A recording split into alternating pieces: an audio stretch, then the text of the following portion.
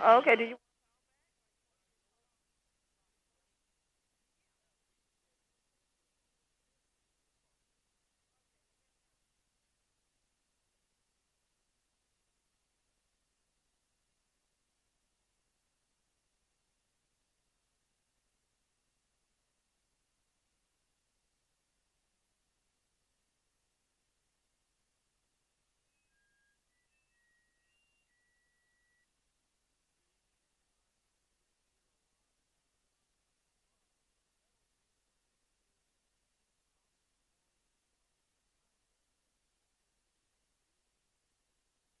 Enough about the enormity of this game. Petal comes in with a mark of 4-1, 1-0 in district play. They're going to host their crosstown rival, Oak Grove Warriors. We're going to have it right here for you tonight on 93.1 WGDQ. Excited to bring you this ball game. Teams combined with a record of 9-1. But you can throw records out when you talk about this rivalry. These two programs, to say dislike each other, Tommy, would probably be an understatement. That's correct. A lot of these kids, they see each other a lot during the week, and so a lot of them know each other. And so, yeah, and I was talking to my youngest son before the game. He said, Dad, a lot of trash talk going on Twitter and everything else. So, yeah, it's a big game, and yes, it's a big rivalry, no doubt about it. Well, on the near side here tonight, we're looking to get full. Our game's about to start at about 7 o'clock. Of course, tonight's game has been chosen as the C Spire Bright Lights football game of the week. Tommy, what does that say about these two programs to have a game broadcast regionally in 4 states? Well, Corey, we were talking about that also before the game. Texas, everybody knows about the state of Texas and how big high school football is there. But when you talk about Mississippi high school football, you got to talk about Petal and Oak Grove. And another reason I think that they chose this game is our facilities. We're very blessed here at Petal to have this nice of facilities to operate in. And I tell you what, I know that had a lot to do with it. And like you said, it's just the big time rivalry and big crowd that they're anticipating. So they know what they're doing when they choose these games to put on the air. Well, we're on just a little bit earlier. Of course, when you're talking about high school football in Mississippi, you're accustomed to a 7:30 kickoff prior to October 1st. So this was going to be Petal's last 7:30 start. Of course, they're going to be on. Kickoff is about 7:10. So if you're in line in traffic out there and you're listening, tuning in, continue to come on to the stadium. Our scoreboard just flipped over 30 minutes to kickoff. So we've come on the air early tonight. We're going to be here throughout the evening to bring you the action. Petal will be dressed in their all red with their white helmets, Oak Grove with their black pants and white shirts. Tommy, Petal unfortunately will not be at 100% tonight. You want to talk a little bit about the loss of our tailback, Tyus Rain? Yeah, I talked to Coach Let me turn this up a little bit. There we go. I talked to Coach Boyles pretty extensively this week about. He said that it's a day-by-day thing. Definitely he was out tonight, but if you've ever had a hamstring pull, sometimes they'll heal fast. Sometimes it takes weeks. So, and we hope that that's not the case with Towers. But yes, he's definitely out tonight. Let's see. Pretty much that's as far as starters is concerned, that's going to be pretty much the story injury-wise. But you know what, Corey? That's part of the game, and I look for Bo Waits to step up. I look for John Wyndham to step up tonight and have a good ball game, and we need them. And Coach Boyles talked about that. Yeah, those two gentlemen will need to step up big. They definitely have the athletic ability to do so. What an atmosphere. This is a playoff-type atmosphere. Anytime these two teams get together, I don't like to say get together, anytime these two teams collide, it's always interesting, always sparks fly. Petal's had the luck, I guess you would say, the last several meetings, but you can throw records out. Petal, of course, coming in with a mark of 4-1, Oak Grove 5-0. Petal ranked number 5 according to the Clarion Ledger in the state, and number 3 overall in 6A. Oak Grove was not ranked in the top 10 in the state, even though they are undefeated. Oak Grove coming off of a shutout performance last week against Forest Hill. A little bit of a slow start, had a 3-0 lead at the half. Were able to win that game 31-0. Of course, your Petal Panthers coming back after a 28-14 win across in the Leaf River rivalry against Hattiesburg. So Petal looking to improve on their 4-1 start. They're 1-0 in district play, and another big game tonight. Yeah, no doubt about it. And a lot of people have talked all week long about the strength of the schedule Oak Grove has played to this point. Yes, they have not. They haven't played the type schedule that Petal has, and that's going to help you. Anytime you play a tough schedule, we've seen that since Steve Buckley was coaching here. That he brought in some good teams, and we played big teams, and out of our district. And it just all it does is prepare you. Even more for when you do start your district play, and so I think that's going to make a difference tonight. However, I work with a lot of people from Oak Grove, and they're all saying this is a down year and everything. But I told them, I said, look, whenever you got a man named Neville Barr on the sideline, the man knows how to coach. He knows how to get kids ready for this big a ball game, and I look for him to do that tonight. I look for them to try to create turnovers because you know as well as I do, boy, it can turn a game around in a heartbeat. So,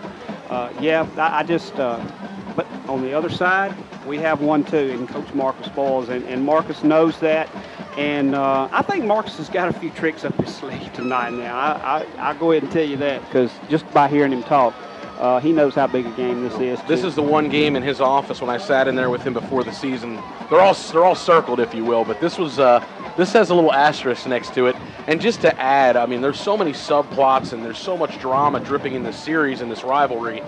C Spire's here tonight, so over 90 million homes are going to be able to visualize this game. You can listen to it right here. You can watch streaming on the internet, of course. If you want to turn it on and watch what you hear, you can listen to us and turn the TV down. That's right. Listen to Tommy and Corey on the call.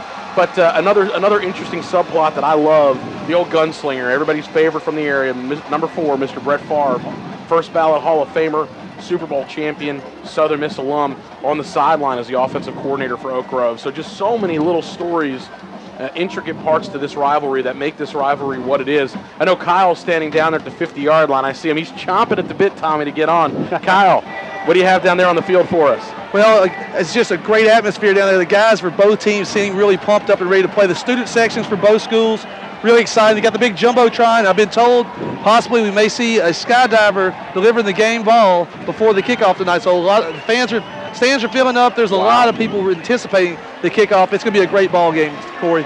Kyle, good report there. Are you serious? You're hearing that a skydiver may actually deliver the game ball to start this game? That's what the word is. And there's going to be fireworks and a lot of pyrotechnics when both teams run out of their respective sides to start the game. Hey, Kyle, I was going to ask you, I didn't get a chance to ask you up here in the box, but we know that Tyrus Rain is out tonight. Is there anybody else that I didn't get a chance to ask Coach Boyles that wouldn't be seeing action tonight? Tyrus is the only player out right now that I know of. I believe everyone else is healthy, especially on the defensive side. We got Hayden Light and Chris Knight back last week, and it sure made a big difference as both of those guys played extremely well last week.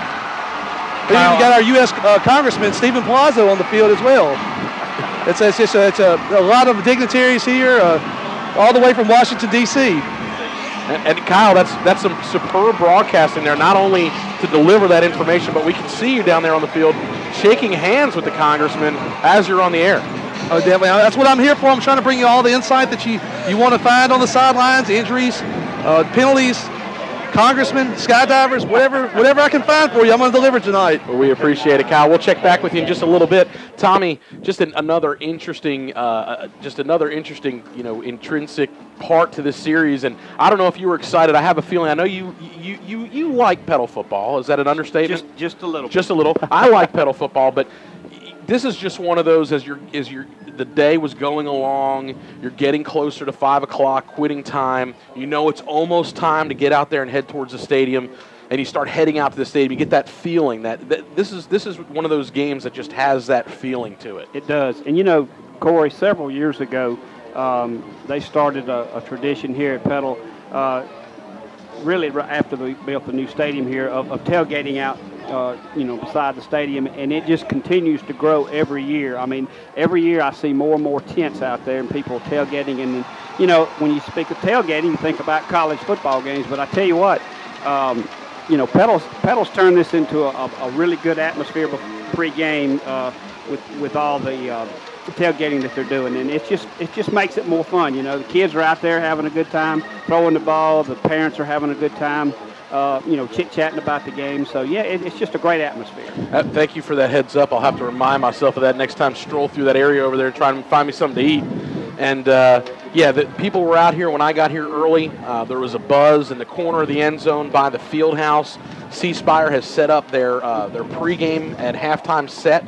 They also have put up a Jumbotron in the corner of the end zone. So no matter where you're seated here tonight at the stadium, you have, of course, Petal's beautiful scoreboard at the south side of the end zone, and, of course, at the field house. And also you have C-Spire's TV. So you mentioned a college atmosphere. This is about as close to college atmosphere as you're going to get. High school football is alive and well. 6A football in South Mississippi. I can't say enough of how competitive it is so far this year, Tommy. Yeah, I know it. And this region, I mean, we've already talked about this. It'll take me a minute to get to it, but there are 5 schools, I believe, that are undefeated in our region.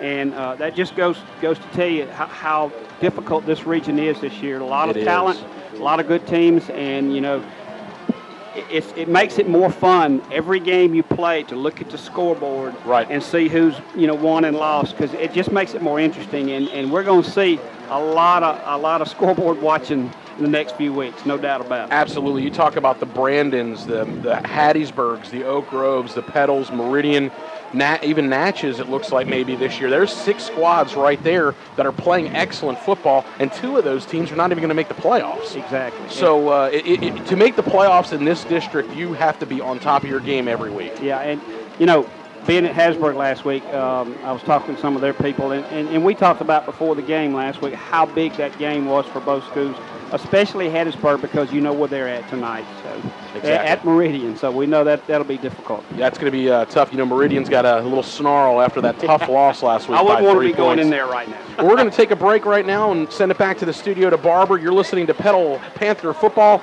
on 93.1 WGDQ. We'll be back in just a few minutes.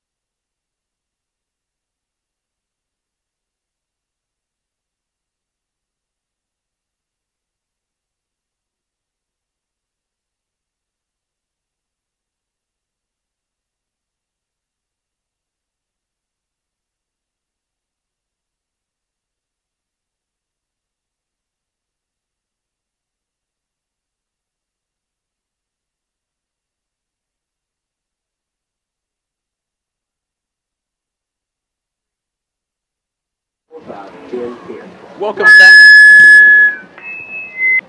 Sorry about that. It seems like when we come back, Tommy, we always have a little bit of interference for just a second, but we're back on the air along with Tommy Hudson, Corey Tater. We were along with Kyle Britt here shortly. Welcome back to Petal Panther Stadium. Just before we go on the air tonight, Oak Grove, Petal, Tommy, we've talked about it in the pregame. Petal coming in with a mark of 4-1, Oak Grove 5-0. We're going to get to that a little bit more in a moment. Take a moment quickly just to thank our radio and internet sponsors before we go on the air. A1 Graphics, Bucko's Cleaners, Coca-Cola of Hattiesburg, Corner Market, ELTM and Enbridge Company, Encore Rehabilitation, Fairley Construction, First Southern Bank, Forest County Board of Supervisors, Fox's Pizza, Grand Bank, Hattiesburg Oral Surgery, promote radio, Hub City Steel, Magnolia State Bank, Marino Eye Care, Paris Jewelers, Petal Harvey Baptist Church, Petal Tire, Southern Bone and Joint Specialists. They are the proud sports medicine physicians for the Petal Panthers. State Farm Insurance of Petal, the Ted Cannon Agency, and Richardson Heating and Air. We appreciate Richardson Heating and Air. Of course, they're listed here as our radio and internet sponsor, and we appreciate them for all that they do for Petal football. Want to give an extra shout out to them. And also for Southern Bone and Joint, they are proud to be the sports medicine physicians for the Petal Panthers. And congratulations to this week's Academic Achievement Panthers, Haley Upton and Samantha Gibson. They're both our students at Petal High School. Again, congratulations to Haley Upton and Samantha Gibson for all you do. Great job in the classroom. Tommy, we're about 13 and a half minutes away from kickoff. The Panthers out at midfield. The cheerleaders are lined up. The lights are on. The stadium's filling up. Am I building it up enough here for you? What? You ready? You can cut it with a knife. The excitement that's building up, and just between our last break and right now, there's a lot more people. This is filling up pretty quick here on Petal side and Oak Grove side. So. Interesting, during the last time out while we were off the air for those about 5 minutes for commercials, something happened here at the stadium you don't see every day. 3 skydivers actually skydived into the stadium, one representing Petal, one representing Oak Grove, and of course one with the United States flag. Impressive. All three landed close to midfield, Tommy. That was a tough task, but it was very interesting to be sitting here in the stands or in the press box and watching that happen. Yeah, first time I've seen them at the Southern Miss game do that, and I always enjoy watching the skydivers, and it just amazes me how they're able to zero in on one spot like that and land. But yes, it was fun to watch, and the crowd, the kids really enjoyed it too. You could see they were very excited about it. So, and I would be too. You know, I'm still a kid, so. But yeah, that just added to the drama tonight, pre-game. So just a great job tonight of getting ready for, you know, what I would say pretty much national TV. I know it's a regional coverage, but a good job by everybody on both sides, Oak Grove and Petal, getting ready for this ball game. And I mean, like I say, you could cut it with a knife, and there's so much excitement in the air. Well, you can hear the buzz, you can feel the reverberation from the stadium, from the crowd. What do you think's going on up these tunnels with these kids waiting to fly out on this field? Let the talking end, and let's fly around this field, and let's do what we came out here to do. What do you think that's like up there in the tunnel and in the athletic department here? Well, I'll be honest with you. I think every minute seems like an hour down there because you're so pumped up and ready to get this thing started. So yes, I know they're ready to come out of that tunnel and get here on the field and start hitting each other and getting after it. I also like to say, you know, we've got several dignitaries here, and I also got a chance to speak to Burkett Ross, one of our supervisors down there, big Petal Panther fan, and just glad to see him here and part of the excitement here tonight. Yeah, not short of dignitaries and high-profile folks from the community here, from both Lamar and Forest County. And this is why we do this. You know, this is all about the kids, but I'll tell you, high school football is alive and well. If anybody wants to question that, just take a look in this stadium tonight before kickoff. It is solid red on one side, and that's pretty goldy and black on the other. There's a little bit of other colors thrown in there for good measure, but we're ready to go. Kyle, you still down there about the 50-yard line? You ready for a little football? I apologize, Kyle's not with us at the moment. He's probably down there shaking hands with those politicians. Shaking hands and kissing babies. He's learning how to do that. Tommy, what do you think the keys to the game tonight for Petal are? Well, you know, in a game like this, all the emotion, everything, and the rivalry, you're gonna see them hitting each other. They're going to get after each other. And what I always talk about every game is turnovers. We've got to, be turnover free if we can, because you know, Corey, how easy that changes the tempo of a game. Like last week, we were fixing to go up by 17 points, and we fumbled it there. And I'm going to give a chance to do the national anthem here. At this time, we are going to pause to honor America, and here's our national anthem.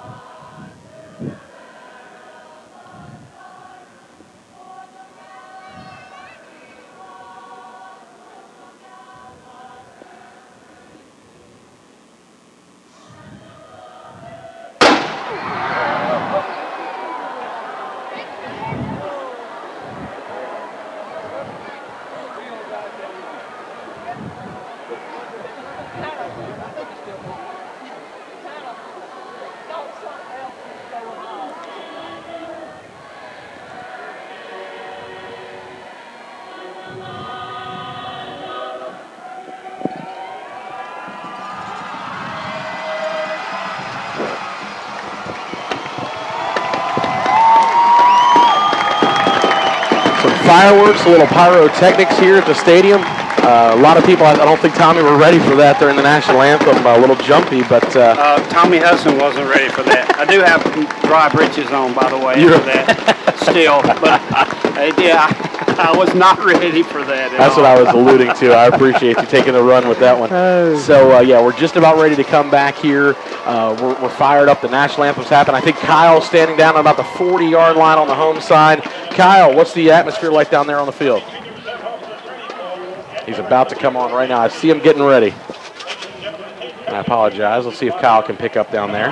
Both teams are very excited. I think all the fans, the stands are absolutely packed. And that's fireworks caught me off guard. I think it caught everybody off guard. But that's the type of thing here with the C-Spire Bright Lights football. It's just a big-time deal. And we're about to have the coin toss in a minute. And I'll try to see if I can get in there for that for you just in a second, because we don't know who's won yet, one way or the other. All right, so Kyle, if you'll stay on with us as the players come flying out of the tunnel. I've opened up my window here in the press box to let you hear it a little bit. Try and take in just a little bit of that ambient sound. So if you're not here in the stadium, you can kind of get a sense of what we're dealing with here tonight and the atmosphere and the excitement. Is this all the seniors, Kyle? Yes, the whole senior class is coming out to be captains right here. Led Slade Buckley, Trevor Williams. You got Hayden Light, Larson Barker, and Marcus Reed. The whole crew, the whole senior class. I think we have 18 seniors this year. Wow. Very impressive sidelined as Oak Grove has three gentlemen come to midfield for their coin toss. Captains leading out tonight will be Buckley. For Petal will be Buckley, Williams, Barker, and big number 75, Hayden Lott. Now the rest of his teammates that are all seniors will join him as well. And just, Tommy, very rarely do you hear a sideline with this type of enthusiasm for a coin toss. For the first time tonight now as Oak Grove comes out, both teams are on the field. Like I said, just tremendous atmosphere for high school football. You couldn't ask for much better, especially being on TV, too. People have to be impressed with South Mississippi high school football. Kyle, are you down there? Can you hear us for the coin toss? I am down here on the 50-yard line. Congressman Stephen Palazzo is going to be the coin toss for us tonight. All right. So we'll stick down there with Kyle as he tells us about the coin toss. Teams are at midfield. Stephen Palazzo set to do these flip. We're having a little bit of interference. We apologize for that, but we'll stick along here with Kyle, see what we can figure out down there on the side. Just waiting right now. The referees are going through the instructions with both teams, and they're getting ready just in a second to get the coin toss. As looks like Oak Grove team is huddled up on the far side towards the baseball field here. I mean, our guys are lined up in the tunnel, ready to come out. The coin toss is up. Sounds like a video game down there with that. Oak Grove has won the toss. Okay, Oak Grove has won the toss, as you've heard Kyle Britt broadcast. So Oak Grove has won the toss. And they will receive. And they're going to receive. We appreciate it, Kyle. Thank you very much. So Kyle doing a good job. Tommy getting down there right in the middle of the action. You can hear the electricity down there at midfield. You know, we're about 4 minutes and 40 seconds away from kicking this thing off. We talked about what Petal needed to do. What do you think on the Oak Grove side? What do you think is important for them tonight to try and get off to a good start? Well, Oak Grove has had some problems with turnovers all year long, and I think that's one thing that they're going to try to do. And I think Oak Grove is going to come out and try to run the ball on us because, you know, we have done an excellent job all year long of defending the pass. We have given up some yards on, you know, on rushing yardage all year long. So I look for Neville to do that. However, again, we talked about Neville Barr. Neville is one of those coaches you never know what's up his sleeve either, and so he's going to have a few surprises for us tonight, I'm sure. So turnovers in this bigger game, turnovers will be key. I couldn't agree with you more. And in a game like this where you can throw records out, of course you have two really good football teams and really well-coached football teams, but that could definitely lead to be the difference. And I'm curious, who do you think is going to come through their respective banner first here? It looks like a little competition. Petal at our right end of the field by their field house. Oak Grove towards the southern end, towards the baseball fields. Both teams are kind of waiting. They have fireworks going off, and here come the Warriors. Flames and fireworks. Looks like a game at the Superdome, Tommy.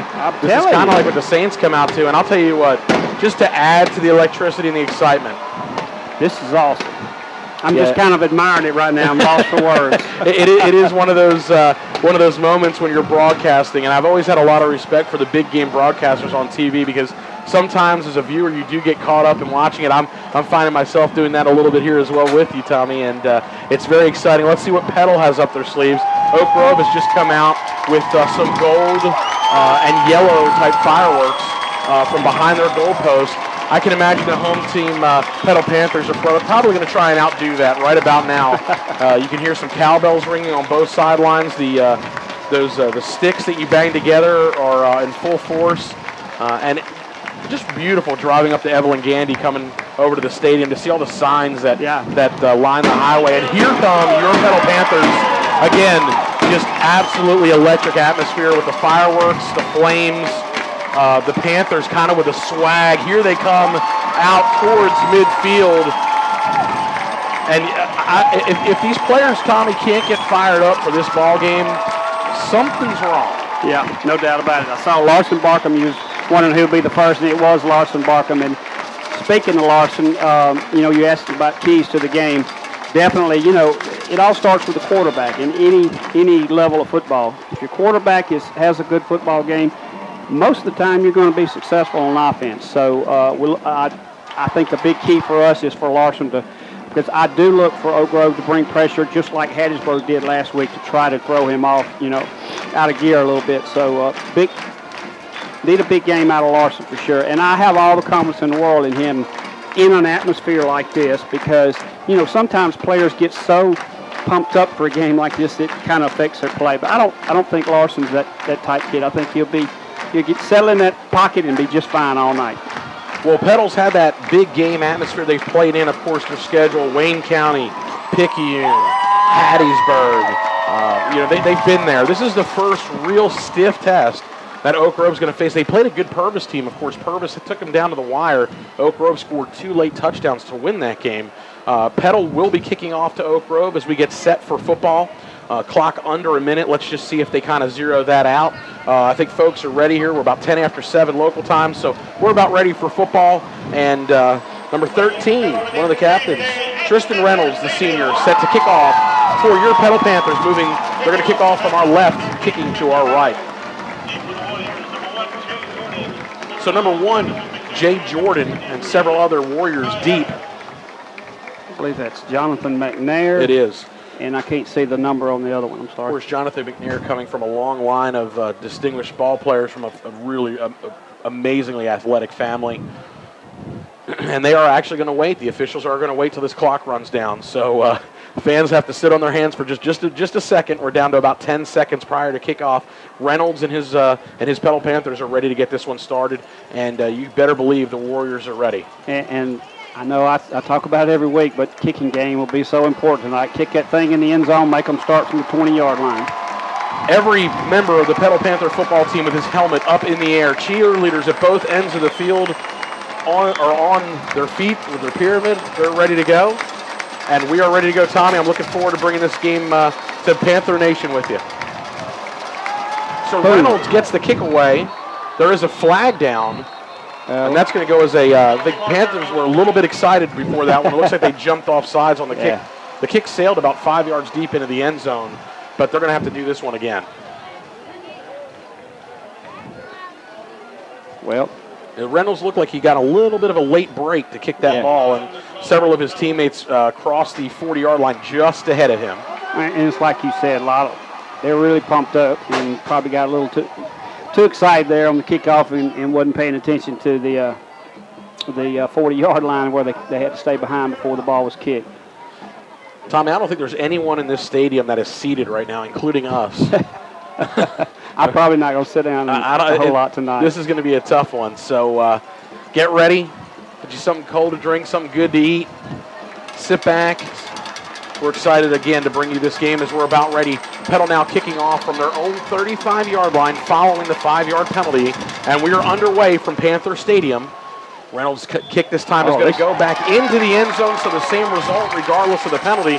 Oak Grove will start from their own 20. Well, it didn't look good at first. It squib kicked down the field, but boy, it got a couple of good bounces, and it just didn't have a chance to return. Great job by Tristan again.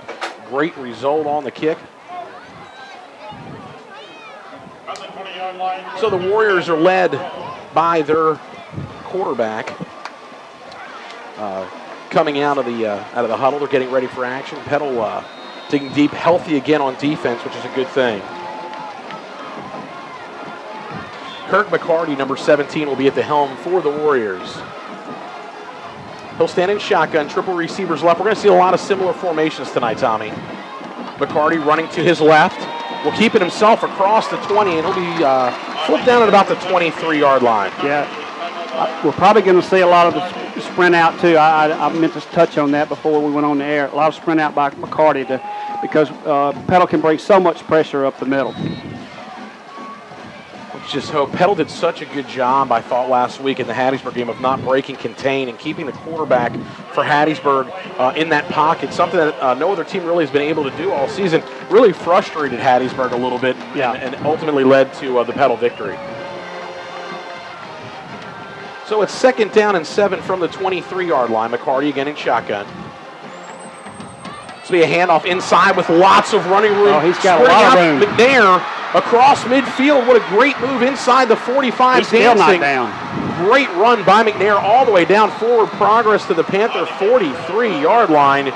Give him 34 yards on the second play from scrimmage. Tommy, what did you see? There was a huge hole on that far side. Well, what happened is both this near side linebackers both got caught up on this side of the field, and once he broke the line of scrimmage, there was nobody on the right side, so a lot of running room for him. So 34, Jonathan McNair yards for Petal. Or excuse me, for Oak Grove. So Oak Grove's in business, moving from our right to our left. Ball's at the 43-yard line. 1st down for the Warriors. This will be a handoff on the left side. McNair hit about 3 yards deep, but he'll fall across the 40 down to the 38, and there's 5 more yards. Well, already I can see now that Oak Grove's offensive line is doing a good job of opening those holes and pushing us back. So I don't think they'll do that the whole game, though, Corey. I think we'll step up here and make a couple of stops here. But right now, the offensive line for Oak Grove is dominating our defensive line. They have 3 plays and are already inside the Panther 40-yard line. So 42 yards of offense on this drive. This will be McCarty on the keeper. He'll be close to the 1st down stick inside the 40. Boy, he is real close. And it'll depend on the spot. It looks like he may be about a half a yard shy. And he's going to bring up 3rd down and short. So a big play early on as Petal tries to assert themselves defensively and make a little bit of a stand here. Oak Grove with the ball just outside the Panther 33-yard line. They need the 33 for the 1st down. You hear the Panther defense and their crowd fired up. Here's McCarty. Handoff inside. McNair will be dropped back at the 34-yard line. The ball came out, and they're going to rule fourth down. They're going to rule him down by contact. I believe Petal recovered that ball, but that was a quick signal in there by the side judge.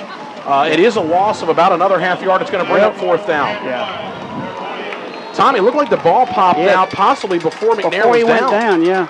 So we can't see the replay on that one because I didn't think he was down when that ball. You're right. I think they're going to say forward progress was stopped back at the at the 34-yard line. 9:13 remaining. Fourth down and 1, and Oak Grove is going to go for it on a quick snap here. McCarty, draw inside, and it looks like it'll be enough for a first down by about a half a yard on the carry. It needed 2, picked up about 2.5. Yeah, you got it. You called it. They're going to spot the ball actually down at the 32-yard line, so that will move the chain. So the fourth down and 1 conversion for Oak Grove keeps this drive alive, and it will be first down at the Petal 32. Hey, guys, they got just enough for that. I mean, it had to be right there on the 32-yard line. They got just across it. We almost had them in the backfield, but good job by the Oak Grove offensive line. Thank you, Kyle, for that. So it's first down from the Panther 32. Warriors moving from our right to our left. This is the first drive of the game, so we are scoreless. McCarty looking out in the flat. Pass is caught inside the 30 down to the 25-yard line. That is a gain of about 7 on the pitch and catch. Yeah, Logan Scott quick throw too. That's another thing. He's not going to stay in that pocket long, so we're going to have to be really, if we're going to put pressure, we got to get in there in a hurry. Yeah, it was Lakin Wilson, I believe, on the catch. Was that Logan? It was Logan Scott, number 81. 7-yard pitch and catch out in the flat. It'll bring up second down and 3 from the 25-yard line of the Panthers. Well, so far, Oak Grove's looking pretty sharp on the offense. No mistakes. Good push from the offensive line, giving their tailbacks enough time to get through there and get some positive yards. So Oak Grove has a slotted receiver out to the left and double receivers to the right. Stepping up with plenty of time, McCarty firing down the sideline. Good coverage inside the 5. Again, we've called Mr. Jonah Meyer's name quite a bit first half of the season, Tommy. Good job defensively running stride for stride into the end zone. Yeah, Jonah had perfect, like you said, perfect position right on the inside. So, and he was turned around, so if it was a chance to intercept it, he was there. Exactly. So it's third down, and they're going to call it 2.5 from the 25. They need to get just to about the 22. Another big defensive play. There's 8:02 remaining in the first quarter. We are scoreless. Oak Grove with the first possession of the game. They're down to the Panther 25. Pass out the flat is complete. One man at home, and he whiffed on the tackle. This one's going to go inside the 10, inside the 5. This is going to go for a first and goal play. They're going to mark him out of bounds at about the 5-yard line. Petal had read that play pretty well. Yeah. They had, it looked like Bonet out there on the far sideline, and he just couldn't make the tackle, slipping through his hands on the play. I'm looking at the replay of it. There's a pass out in the flat, made a great inside-out move on Bonet, and is finally knocked out of bounds. Forward progress stopped at the 4, or they actually marked him out of bounds at the 5. So this will set up a first down and goal from the 5. Warriors knocking on the door. They've already gone 75 yards, Tommy, on this drive. We're under 8 minutes to play in the first quarter. Warriors looking to score first. On the delay, nothing doing. McCarty with the football is going to be stacked up. The sack back inside the 9-yard line. Big play for this Petal defense. Yeah, didn't fool anybody that time. Good job, too. And then, of course, well, they spotting it there. Putting it to 8. Oh, well. They spotted the forward progress down to about the 8. Looked like a pretty generous call for the Warriors. Looked like he was stopped maybe closer to the 9, maybe even closer back to the 10-yard line. But forward progress will be stopped at the 8-yard line. It's a loss of 3 on the play as the clock continues to run. We're approaching the 7-minute mark of the first quarter. Second down and goal for the Warriors from the 8-yard line. McCarty is in shotgun with double receivers outright. He's going to fire underneath on the slant. The pass is complete, and the ball pops out. And alertly, they are going to rule him down. Yeah. I'm sorry to get so excited. It's okay. I saw the ball pop out, and nobody reacted. It came out so quick. I questioned whether he even had possession of it. Yeah, it was, he did. I see the replay. Hey, it's great to have that big screen replay down there, man. You can look left and right. You can have perfect replay. I feel like you said before, we're in a college atmosphere tonight. The play's going to go here on yards. We're down at the 6-yard line. This is a huge play. 3rd down and goal from just outside the 6. Petal crowd, as you can hear, on their feet. McCarty rolling to his left, looking, firing inside, and it's knocked away, batted down. Who tipped it? I could not. That is Mr. Harvey inside. Harvey. He got his hand in there and knocked it away. Clock stopped with 6:28 to play, and we've called Harvey's number all year long. Great job defensively, a great job of bending but not breaking down deep in your own zone. You know, Oak Grove had a 1st and goal, and now they're going to have to try a field goal. That's all you can ask of your defense when they get the ball that deep, 1st and goal. And I know they hadn't kicked the field goal yet, but... So they're going to attempt a 24-yard Luke Little field goal here off the far right hash. Good snap, good hold. The kick is up, and the kick is no good. They're going to say he missed it on the right side. So Oak Grove marches 74 yards down the field, come away with nothing. Wow. And that is a huge win on that for Petal. No doubt. Your defense has got to feel good about that, no doubt about it. And kind of sets the tone. I think Kyle's trying to get Kyle. Yeah, the kick was just a little wide right. I mean, the snap was good. The kicker just pushed it right there. And thank goodness Petal takes over without giving up any points there after Oak Grove has an impressive first drive. Hey, Kyle, who's the 2 kickers they've had the last few years? They're not there. Sobiesk brothers. One of them is at Mississippi State right now. He's a freshman. Yeah, the Dr. Sobiesk of Hattiesburg. That used to be money, didn't it? Oh, yeah, I'll tell you what, Dr. Sobiesk has 5 sons, 4 of which have kicked at Oak Grove. So, long line of tradition. I'm not going to say it's such a bad thing to not see them on that far sideline anymore. 1st down play for Petal. Blown up in the backfield, maybe an understatement. Welcome to the game, Mr. Wyndham. Big hit in the backfield, loss of 3, Tommy. Big Joey Arno. I guess that's how you say his last name. Joey Arno, yes. Yeah. Senior defensive lineman, but I mean, he took a lick when he got the ball. So we are now at our heat timeout. They've stopped the clock with 6:07 to play in the first quarter. We are scoreless. Again, if you're just tuning in, electric college-like atmosphere here at Petal Panther High School. Oak Grove got the ball first, marched the ball all the way down inside the Petal 10, had to settle for a field goal attempt, pushed the field goal wide right. Petal took over at their own 20. They've run one offensive play. It went for a negative 3-yard run. So they'll have the ball 2nd down and 13 from the 17. Tommy, all you can expect in the first half of this first quarter pretty much between these two teams. Well, I'm very impressed with Oak Grove so far. That, I know it's just one play on defense, but Oak Grove is playing well right now and focused in on this game. There's so much talk all week long how Oak Grove really is not very good this year, and I can't believe that. Just because your schedule, I mean, they didn't pick the schedule was given to them, and they just play it.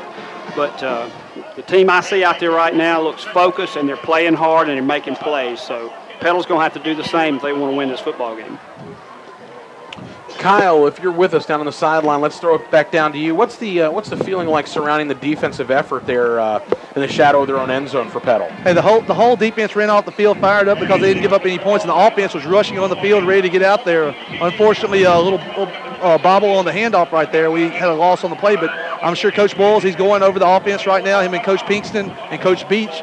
I wouldn't be surprised if we saw a pass to Jamarcus Revan or possibly Jesse Jackson right here. All right, thank you, Kyle. Appreciate that. Well, we know what Jesse can do if he get him the ball and he gets in the open field, that's for sure. We saw that effort last week, and, I talked about that on a radio show about the play of the game, which, of course, ultimately that has to be the play of the game. It broke a tie game. It proved to be the game-winning score, and that wasn't against just anybody. That was Hattiesburg's all-state represented corner that he threw that stiff arm against and flew down the sideline. So you're right. I mean, a lot of speed on the outside, great hands for these receivers. And it's always fun to watch these receivers see what they can do with the ball. So as they break the huddle here, it's 2nd down and 13 for the Panthers as they move from our left to our right. Again, there's 6:07 to play in the first quarter. We are scoreless from Panther High School. Ball at the 17-yard line. Clock running under 20 seconds on the play clock. Barkin's looking at his wrist. He's going to change the play, I believe. They have double receivers out left and single out right in shotgun. It's going to be Rebby's on an end around with the ball. He's going to be tripped up from behind. Beautiful play to stay at home on the play for Oak Grove. number 15, John Addison Ford, Wow. and that's going to go for another loss on the play, Tommy. Yeah, he had some running room. Had one blocker in front of him there, and but great tackle there. I mean, that's all you teach that. Those open field tackles sometimes are hard to make, but he made a great one that time. Kept Jamarcus from getting good yardage. Forward progress will actually be spotted just across the 17. So it'll be third down and about 12 and a half from just across the 17-yard line. Line to get for first down is the 30-yard line for Petal. Barkern's in shotgun, low snap. He'll step up, he'll fire. He's got his receiver, Jesse Jackson, open, who nearly broke through there. He's all the way out to the 45-yard line. That is a first down on the pitch and catch, but there is a flag back inside the 20. We'll have to wait and see what this flag's for. And it looks like the Petal players are already starting to walk back a little bit. It is man. It is a false start penalty, illegal motion penalty against the Panthers. That's going to negate a 28-yard completion that really had these fans into the game. That was a huge thing. I was thinking already that was the theme last week, or with these third down conversions. Yeah. Unfortunately, they couldn't make it happen again. Yeah, Jesse ran that. He ran that post pattern beautifully, right across the middle. That was wide open. Yes. Of course, you know what? You got to put the ball there. Sometimes when they're that open, quarterbacks struggle with getting the ball there. Hey, put it right on the money. Larson did. So it's a 5-yard penalty to back the ball up to about the 12-yard line. It'll be third down and 18 from the 12 as we're down to 5 minutes to play. In the first quarter, we are scoreless here from Petal. So that middle looks open. Well, now they're backing up. That middle looks open again. Look for them to go to the same play. I think you're right. They're actually going to keep this one on the ground with Barker, and his forward progress will get out to about the 20-yard line. So about an 8-yard run. It's going to set up fourth down and 10. And with that, the Panthers will punt the football. Well, number 11, Shane McClendon, made the tackle on Larson. But let me tell you, Corey, he paid for it. Larson lowered his head and hit him, son. I tell you, that's what I like. That's what I like about Larson. Here's Reynolds on to punt, barely gets the kick away. It's a beautiful punt. Fair catch called for and made. A diving fair catch called for and made. Elk Grove on the play. Number 6 for the Warriors. That's Cameron Myers. That was a dangerous play. Not only was it dangerous, he's the only man back there, has a host of Petal Panthers in his face. He has to dive to his right to catch the ball. He does catch it. So Oak Grove will take over at their own 39. Just can't underestimate special teams. We talk about it all the time. Oh, is this another timeout? They are going to call another timeout. You got to remember, we were on TV tonight. That's true. So we're going to have more timeouts. The game should be a little bit longer. We're going to throw it down quickly to Kyle on the sideline. Kyle, what was the feeling after that penalty? It looked like it sucked a little bit of the life out of the Panthers. It sure did. I mean, our guys were moving downfield. We thought we just made a big play. The crowd was really into it, but they said that there was not a false start. There was actually not enough men on the line of scrimmage. And, got to be lined up right. You got to ask for that spot for the referees, or these guys are looking to make some calls. They're trying to get on TV too tonight. I'll leave it at that. That's why Kyle gets paid the big bucks. Not only is he funny and keeps it humorous on the sideline, but he can correct this when he's right down there in the middle of it. So he knows what's going on. So each team with one possession. Of course, Oak Grove looking a little bit more confident with the football, marching the ball down the field. But we are scoreless in this ball game. Oak Grove set to start their second drive with good field position, Tommy, at their own 39. Yeah. Well, field position is so important, and we started at the 20 and kept going backwards. So that drive just never did go anywhere. With the penalty setting us back. But big key here is to not let Oak Grove drive this ball like they did the first time they had the football. We need to keep them right here, Corey, and make them punt here. Yeah, I think you're right. A stop here by midfield would be great. Petal would love even a turnover, something that flipped this field position that Oak Grove seems to have the edge on early here in this ball game. Yeah, and field position is important. So when you can start from your 39-yard line, it's always good. And that's where Oak Grove will start this drive from their own 39. Of course, quarterback again is number 17, Kirk McCarty. Just a junior stepping in. Some big shoes to fill after last year. Kirk's done a good job. Of course, Oak Grove coming in has a mark of 5-0. Kirk, you nailed it. He looked very poised that last first drive. And he's just a junior, so that's a good sign of things to come for the Warriors. So the Warriors again moving from our right to our left, first down. Changing the play at the line of scrimmage. Play clock down under 10. Low snap, McCarty looking out in the flat. It's batted up in the air, and it falls incomplete. Good job on the deflection. You know, we talked about it last week. Chris Knight was out the first few games, and boy, has he made his presence known last week and already tonight. You talk about juniors who really look good. There's another one. Chris Knight is just an outstanding force. I think he makes this entire Petal defense better, and expect big things over the next season and a half for him moving forward. So from the 39-yard line, second down and 10 here. Warriors moving from our right to our left. McCarty firing deep down the seam. It is caught. Oh, and he broke a tackle. This one's going to go to the end zone for a Warrior touchdown on the pitch and catch. Number 81, that's Logan Scott for the Warriors. Had lined up, and it unfortunately just broke the tackle. And Tommy, that one's going to go to the house. That's a 61-yard touchdown pass for the Warriors. Yeah, broke the tackle, and it was all over after that. You know, that's second time they've thrown the ball to him, and he's an exceptional athlete, has great hands. And once he caught it and broke that tackle, that was it. But good coverage on him, Corey. The coverage was not bad. That was a perfect pass. Right over the shoulder, caught it right on the fingertips, and took it into the end zone for the 61-yard touchdown pass. The point after is up, and it is good. So number 39, the kicker, Luke Little, bangs it through. Kyle, what's going on down on the sideline? A little dejected on that defense? Hey guys, it's actually good coverage. The receiver's about 6'4", and Bajwa in coverage is about 5'7", and he just threw it right over the top. It was a good pitch and catch, and coverage was there. They just made a big play, and we're gonna have to make a big play ourselves here. Well, there's 3:57 remaining in the first quarter, so Oak Grove strikes first, and their sideline is feeling it. They're pretty excited over there on the far side. Petal trailing 7-0, set to get the ball back.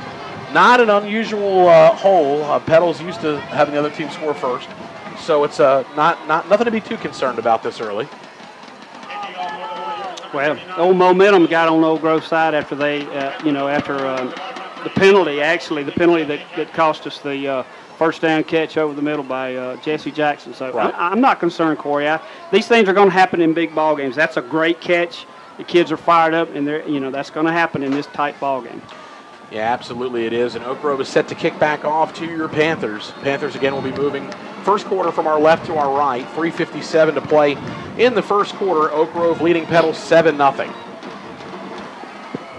So Luke Little is set to kick off for the Warriors. The student section on the far side for the Warriors are on their feet.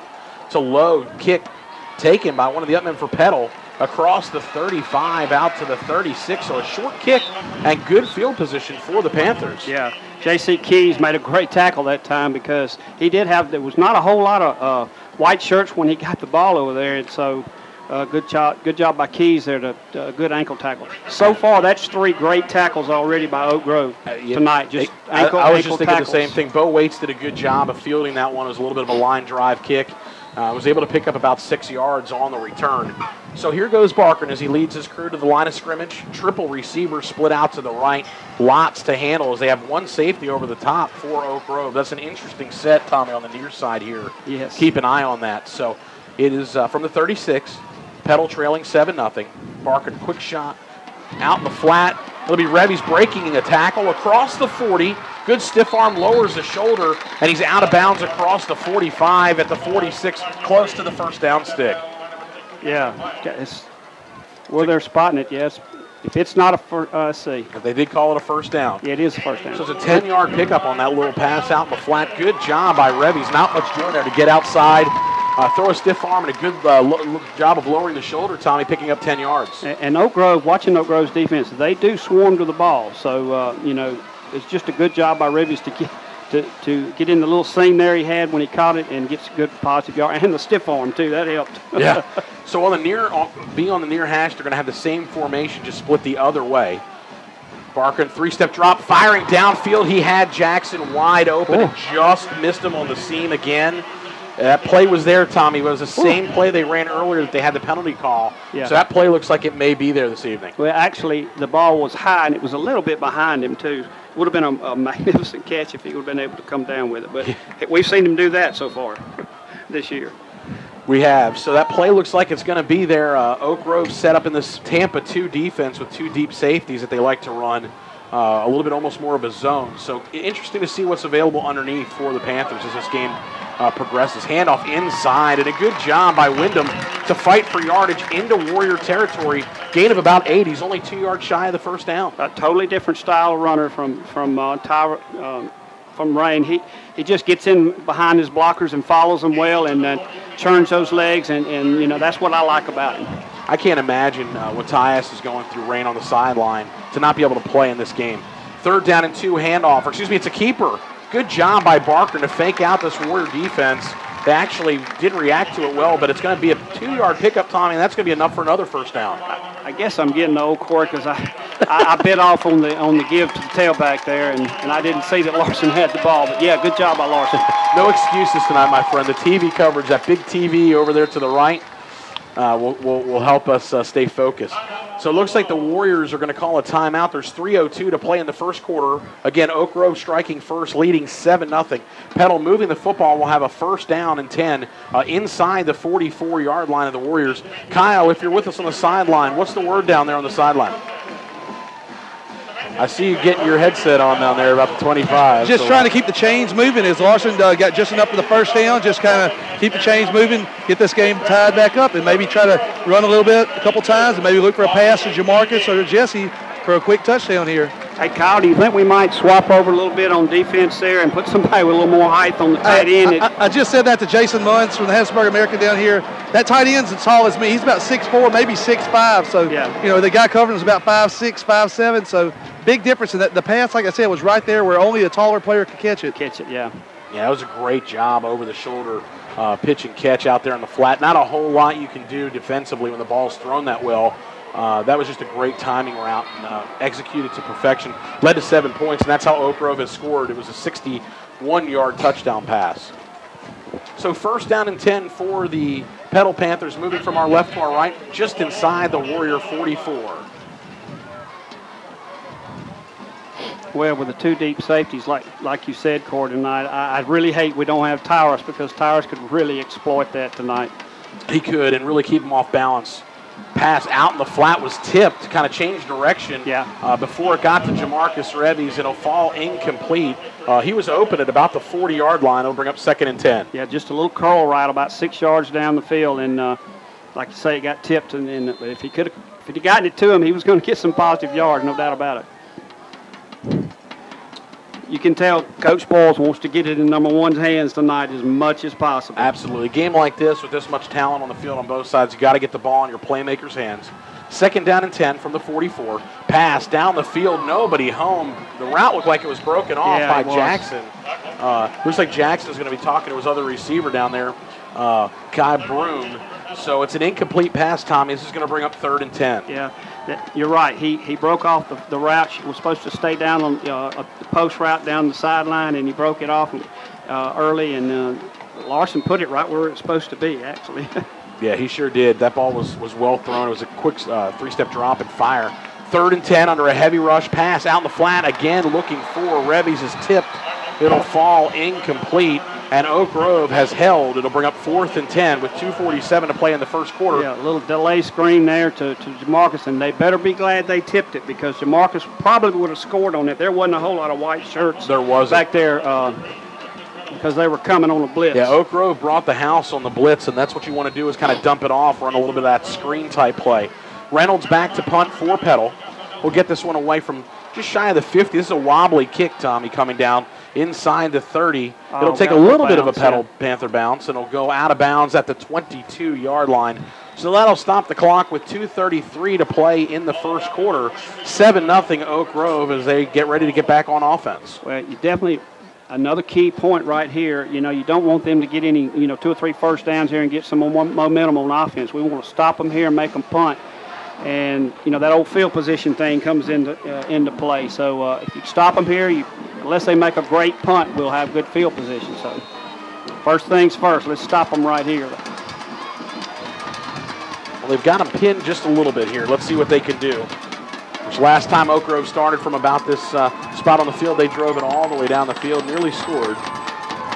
So from the 22-yard line, Oak Grove with the football leading 7-0. McCarty's in shotgun with trips out to the left, to the right. Pass completed out in the flat. Good job by Jonah Myers to stay at home and only allow a yard, maybe two, on the pitch and catch. I tell you what, Kurt McCarty, I've already said it one time, he's looking pretty sharp tonight, Corey. We've got to get him a little bit rattled because he's looking pretty comfortable back there. He's a heady quarterback. Yes, he comes from a very well-educated family. His dad is the CEO of Regions Mortgage in Hattiesburg, and an excellent athlete in his own right. So, heady quarterback in shotgun on 2nd down and 8. Ball spotted at the 24. It's going to be a handoff inside with a little bit of room. Good job by Petal to close it down at about the 30-yard line. It'll bring up 3rd and 2. Well, we kept showing all-out blitz there, but kept backing off, coming up and backing off. So, and that was Ty Harris, just a sophomore on the carry. So, that's another thing we've heard about this Oak Grove squad is, yes, you know what, they may not have quite as much talent, which I agree with you, Tommy. I didn't agree with that statement so much. They're a very young team as well. Yeah, right. So on 3rd down and 2, big play from this Petal Panther defense, waning moments of the first quarter.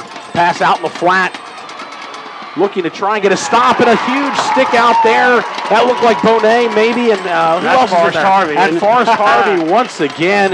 That play was developed. It looked like that could have gone for about 5, 6, maybe 7 yards, but it's going to go as a 1-yard loss, and it's going to bring up 4th down and 3 as the clock continues to run down to a minute to play, and Oak Grove is going to elect to punt. So a good job of forcing a 3 and out. I agree with you on it. It really looked like that was fixing to develop in a good gainer there and get the first down.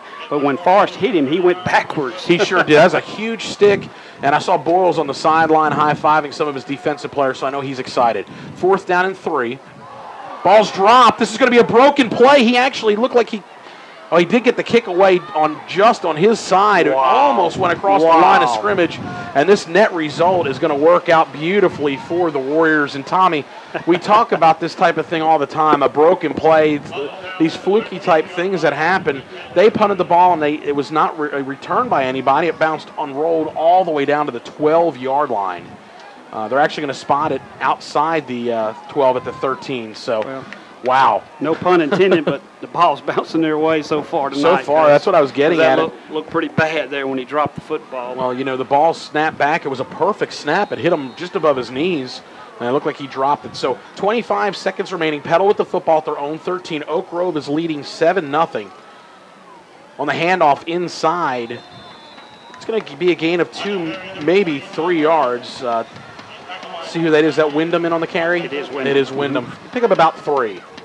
And that's probably going to be the final play of this first quarter. Let's see if Petal will run another one on 2nd down and 7. 3, 2, and 1. And with that, Tommy, that's the end of the first quarter of our game here tonight. Petal trailing Oak Grove 7-0. You're listening to Panther football on 93.1 WGDQ. We're going to send it back to Barbara in the studio for a quick break. We'll be right back right after this.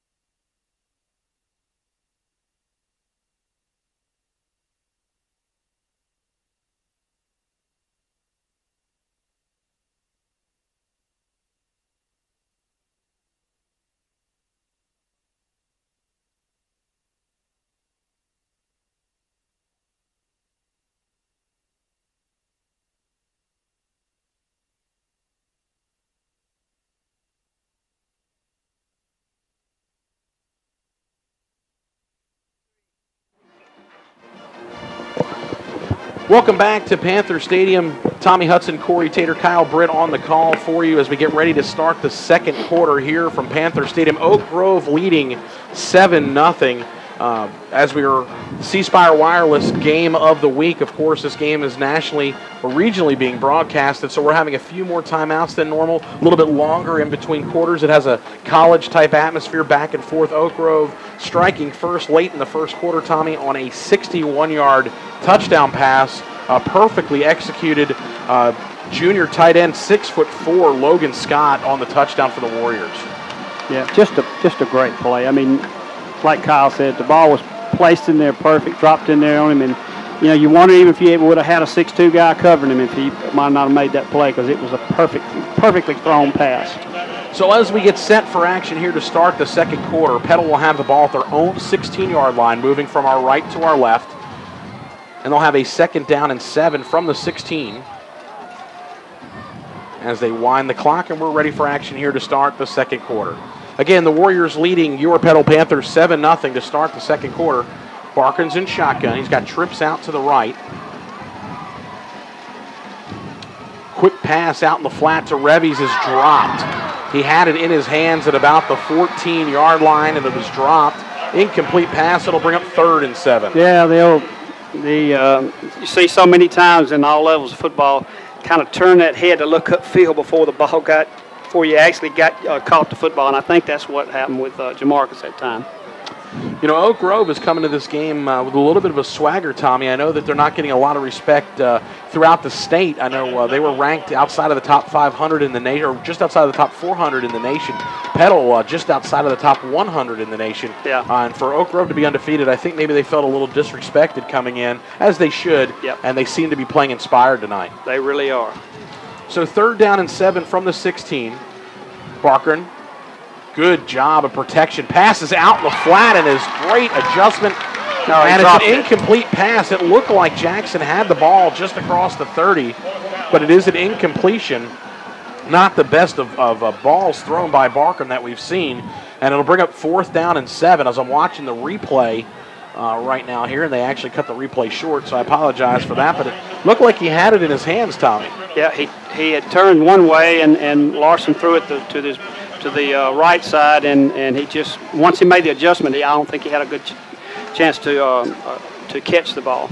So Tristan Reynolds, standing inside his own 5, will get a good driving punt away. This will be caught at the 44-yard line, trying to get outside. Good job of open field tackling by the Panthers. It looked like there was a little bit of a seam there, crease, for Cameron Myers for this Oak Grove team, but a good job by the Panthers to cut that down. Another great open field tackle, just like you said. That was Aaron Bourgeois.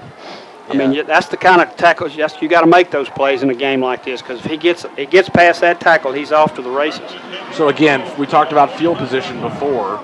Last time that Oak Grove had the football, they had it at their own 29 and had to punt, and punted the ball. It was a net punt, Tommy, of nearly 60 yards. Pin Petal back inside their own 15, and again, Oak Grove already leading 7-0, has the ball at their own 45. Defense has got to step up and get us a turnover here. Shift on defense. McCarty under a heavy rush. Gets rid of it, and it is complete underneath on the reception for the Warriors is Jordan Mitchell. It's going to go for 11 yards into Petal Panther territory and a 1st down for the Warriors. Well, McCarty stood in there just like Larson did. He had a little bit of pressure coming and just stood in that pocket and made a great throw. He really did. I'm very impressed with this junior, the poise he's had. This is just a big stage for him, and everything we've heard so far about him looks pretty realistic. So spot the ball just across the 44-yard line. Petal defensively looks like they may be coming after this one, and they are. McCarty will step up, will avoid the rush. Looking deep downfield. It is going to be intercepted by the Panthers defensively back at the 10-yard line. Let me tell you picked off. What great coverage on the play. Coming away with the football for the Petal Panthers. That looks like C.J. Johnson. Is that who that is back there? 23. 23, I'm sorry. That would be Taylor Wilson. It was hard to see his number. His jersey was pulled up a little bit. And Kyle, down there, what's going on the sideline? Huge momentum shift. That was Taylor Wilson. We mentioned having a bigger corner. Taylor's about 5'11". Perfect coverage right there. Greatly McCarty threw a great pass. Just a great job there by Taylor Wilson, number 23. Step for step on the coverage. Thank you, Kyle. And Petal takes over possession. They're going to spot him down at the 12-yard line. So the first turnover of the game is produced by the Panthers. So the Warriors throw an interception. Here's Revy's underneath. The play's developed. Tommy, if he could just get outside. Wow, that was close to being a huge play. He is across the 20. It's still a pickup of 10. Yeah, and again, like I touched on a while ago, a lot of white jerseys swarming to that football that time. I mean, as soon as they saw him in the open field, I mean, you had a lot of white jerseys over there, and that was why he wasn't able to turn it upfield.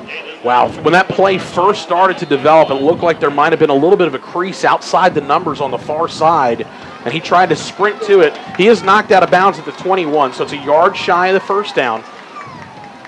On the keeper, Barkin across the 25, first down, running more, still on his feet, pushing the pile to the 30-yard line, and the fans have to love the effort here.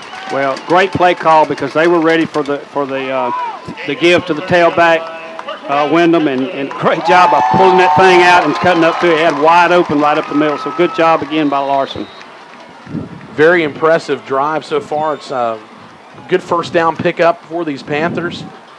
Just getting some rhythm right now, Corey. Seems like we're getting some rhythm going. So from the 30-yard line, Barkin with good job of protection, pass underneath. They're going to rule this one as a catch, I believe. Yes, they do. They call it a catch. What a great adjustment.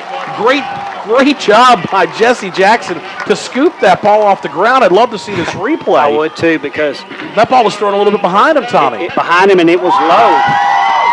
See, here's the replay. Let's see what happened here as we're getting ready to start the action. Yeah. Great catch. They're spotting the ball right at the 50-yard line. So the Panthers are in business following the turnover, moving the football from our right to our left.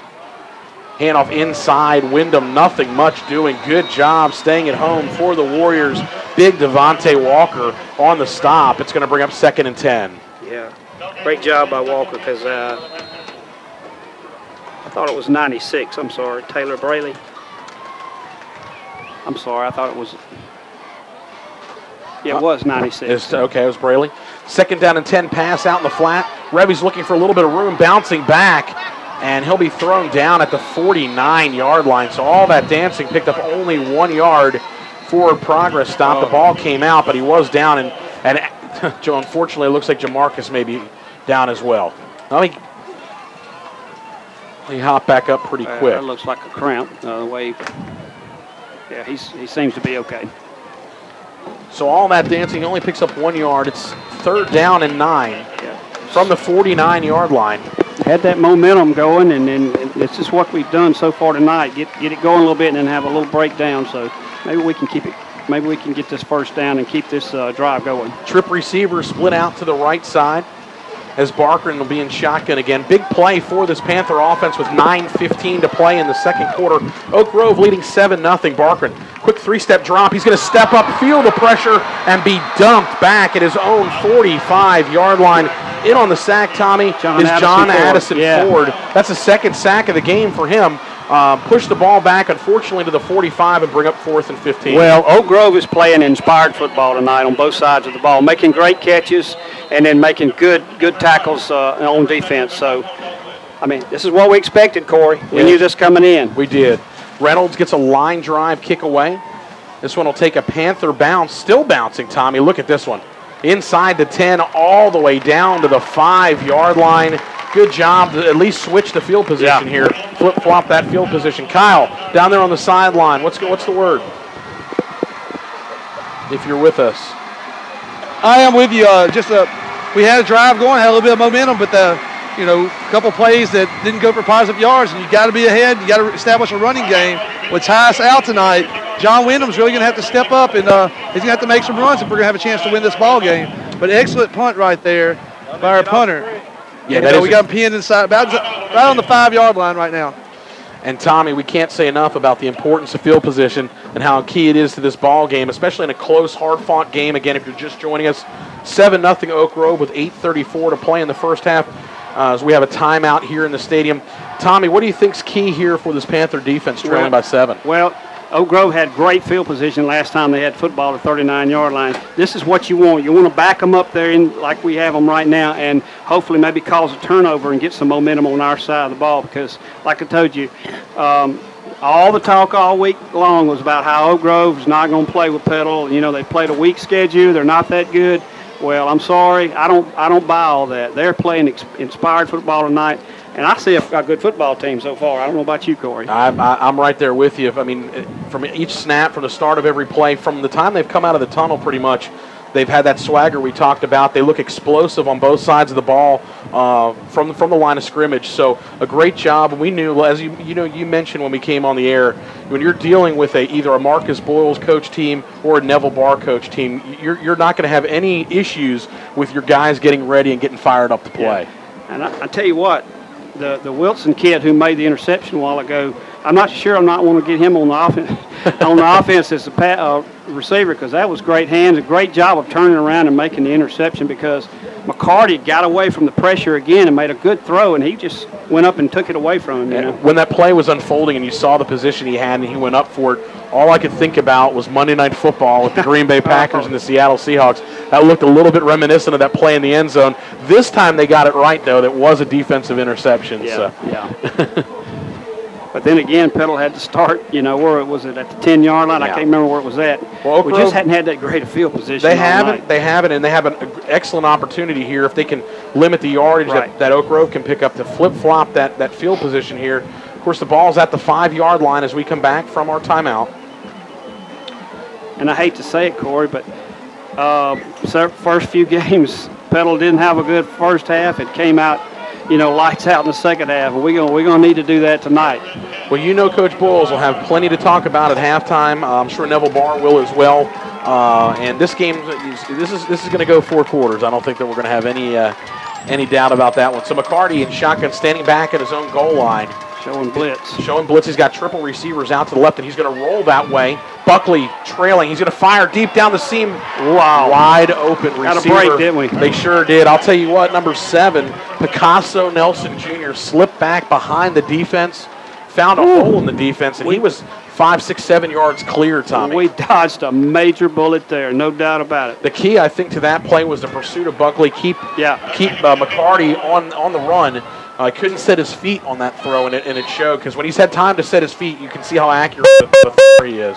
Yeah, Kyle. Once again, they were trying to throw on Aaron Bourgeois. It was a little short on right there as well, but luckily it was underthrown. Thanks, Kyle.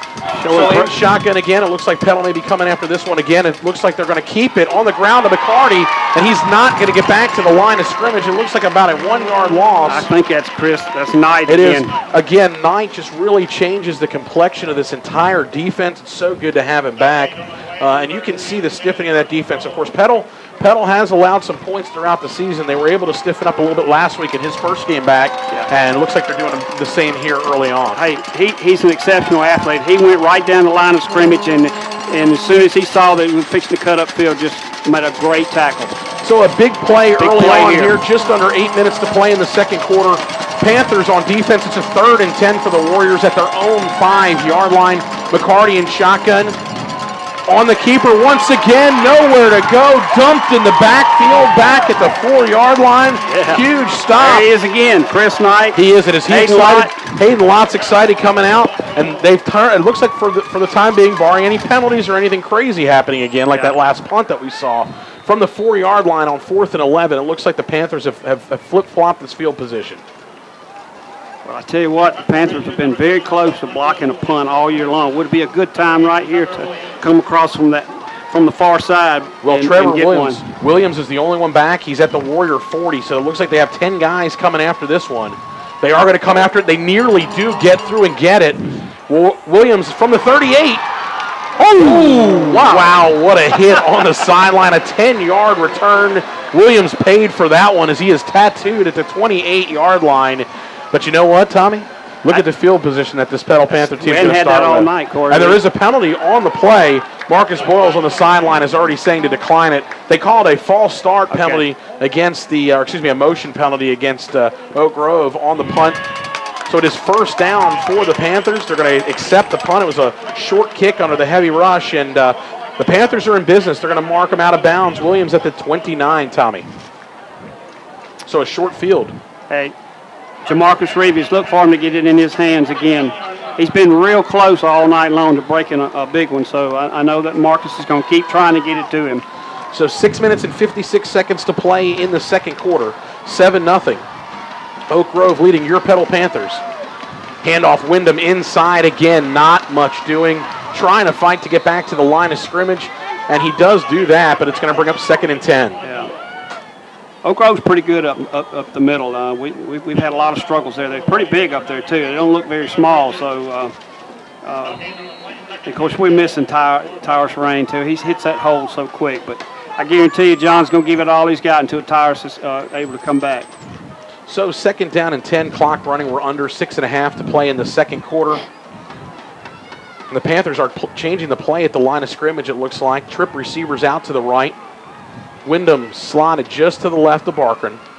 3-step drop, fire out in the flat off his back foot, and it's an incomplete pass.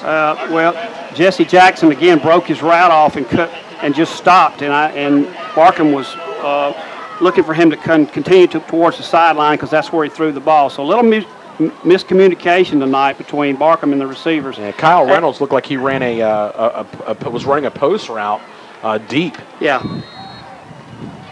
We'll get this ironed out, Corey. This is kind of the same things we saw in the first few games in the first half. We'll get all these ironed out, but you just feel like we're going to get that big play any minute now with our receivers downfield.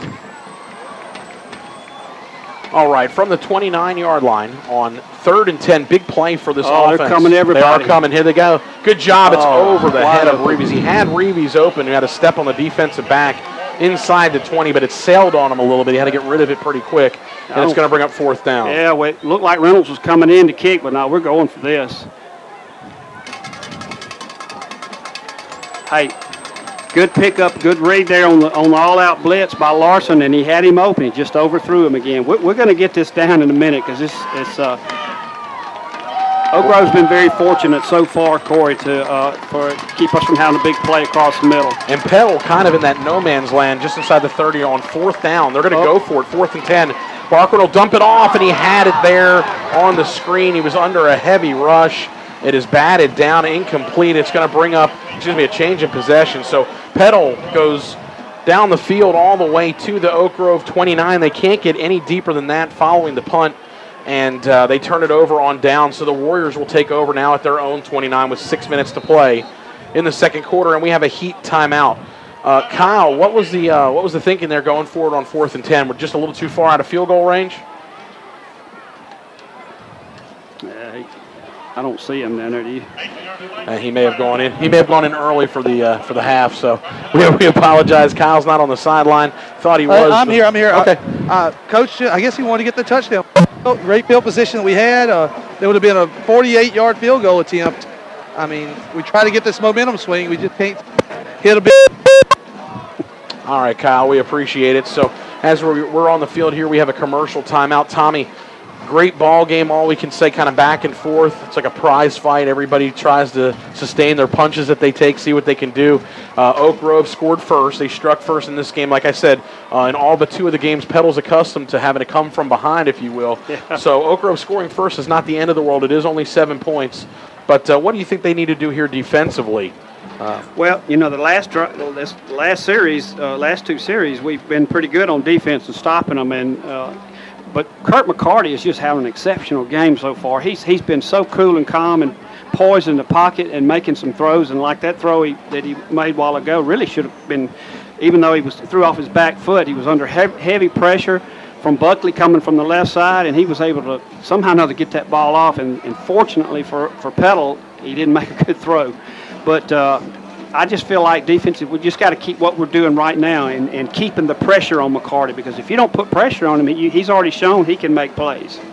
Yeah, absolutely. So going to be interesting to watch moving forward, the chess match between these two masterminds out there on the field. Of course, well-documented Coach Marcus Boyles with his 5 state championships. Earlier on in this season, Coach Neville Barr for Oak Grove picking up his 100th victory of the regular season. So both these coaches have a great track record, have done a great job And it's going to just be interesting, as we've mentioned, to see what will happen in this chess match. So we're set for action again.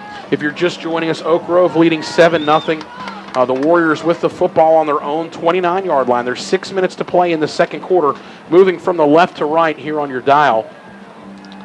Panthers have done a good job. Oak Grove took the opening kickoff and marched right down the field. Unfortunately, they came away with nothing. Well, Corey, I talk about this all the time. Of course, Oak Grove took the opening kickoff. So if it's somehow now that we could get 7 on the board before halftime, we get the ball first in the second half. And That's right. I always like that. I always like having either the lead or tied, and you get the ball first. Well, with Boyles and his great adjustments he always makes at halftime, he'll be able to come right out and try and execute those adjustments. So in shotgun, McCarty standing back at his own 25, 1st and 10 from the 29. Quick 3-step drop. It's up in the air. It's a live football, and I believe it falls incomplete on the deflection. Some of the Panther fans are calling for a turnover, but it is already signaled second down. So pass is batted up in the air, and we've seen a lot of batted passes on both sides. So a great job by the big defensive fronts on both sides to knock the ball down. Another break. They caught another break. They got the good kick a while ago, the good punt. They got out the big bounce. And that ball bounced straight up in the air. And there was about 6 or 7 red jerseys and only one Warrior jersey around. So second down and 10. Should be second down and 5. That looked like a possible holding call. Like there is a flag. No flag down. I thought I saw a flag at about the 32. I see a shoe on the field, but they're going to say forward progress is a 10-yard pickup and a Warrior first down. Oh. He just had a lot of momentum around the left side, and we just couldn't get to him. So good job by Oak Grove that time. Little Panther fans listening to the game, I'd like to say hello to my little Olivia if you're listening out there. We appreciate you tuning in and listening. Daddy loves you. Keep on listening and have a great night. I'll see you later, baby. So a first down for the Warriors at the 46-yard line as they move from the left to right. And I've got a big fan right here next to me, Mr. Isaac Ademo. He's a big Anthony Alford fan. Is he? Yeah. He's got the Alford jersey working out? He's got the jersey. He's hanging out with us up here in the press box. Always good to see the little Panthers up here supporting their team. First and 10 from the 46-yard line, and it looks like a defensive offsides penalty against the Petal Panthers, and that is the official signal. Yeah, we're showing them all-out blitz there, heavy pressure up the middle, and jump just a little bit. Tommy, this is important. We have 5.5 minutes to play in the first half. Oak Grove is moving from our left to our right. They are already leading 7-0. And it's important as they cross midfield now with that penalty for Petal to come up with a big defensive stop. You don't want to fall down by 2 scores late here in the first half. Well, I look for Oak Grove to go downfield with the ball some more, especially the number 81. So first down and 5 following the penalty.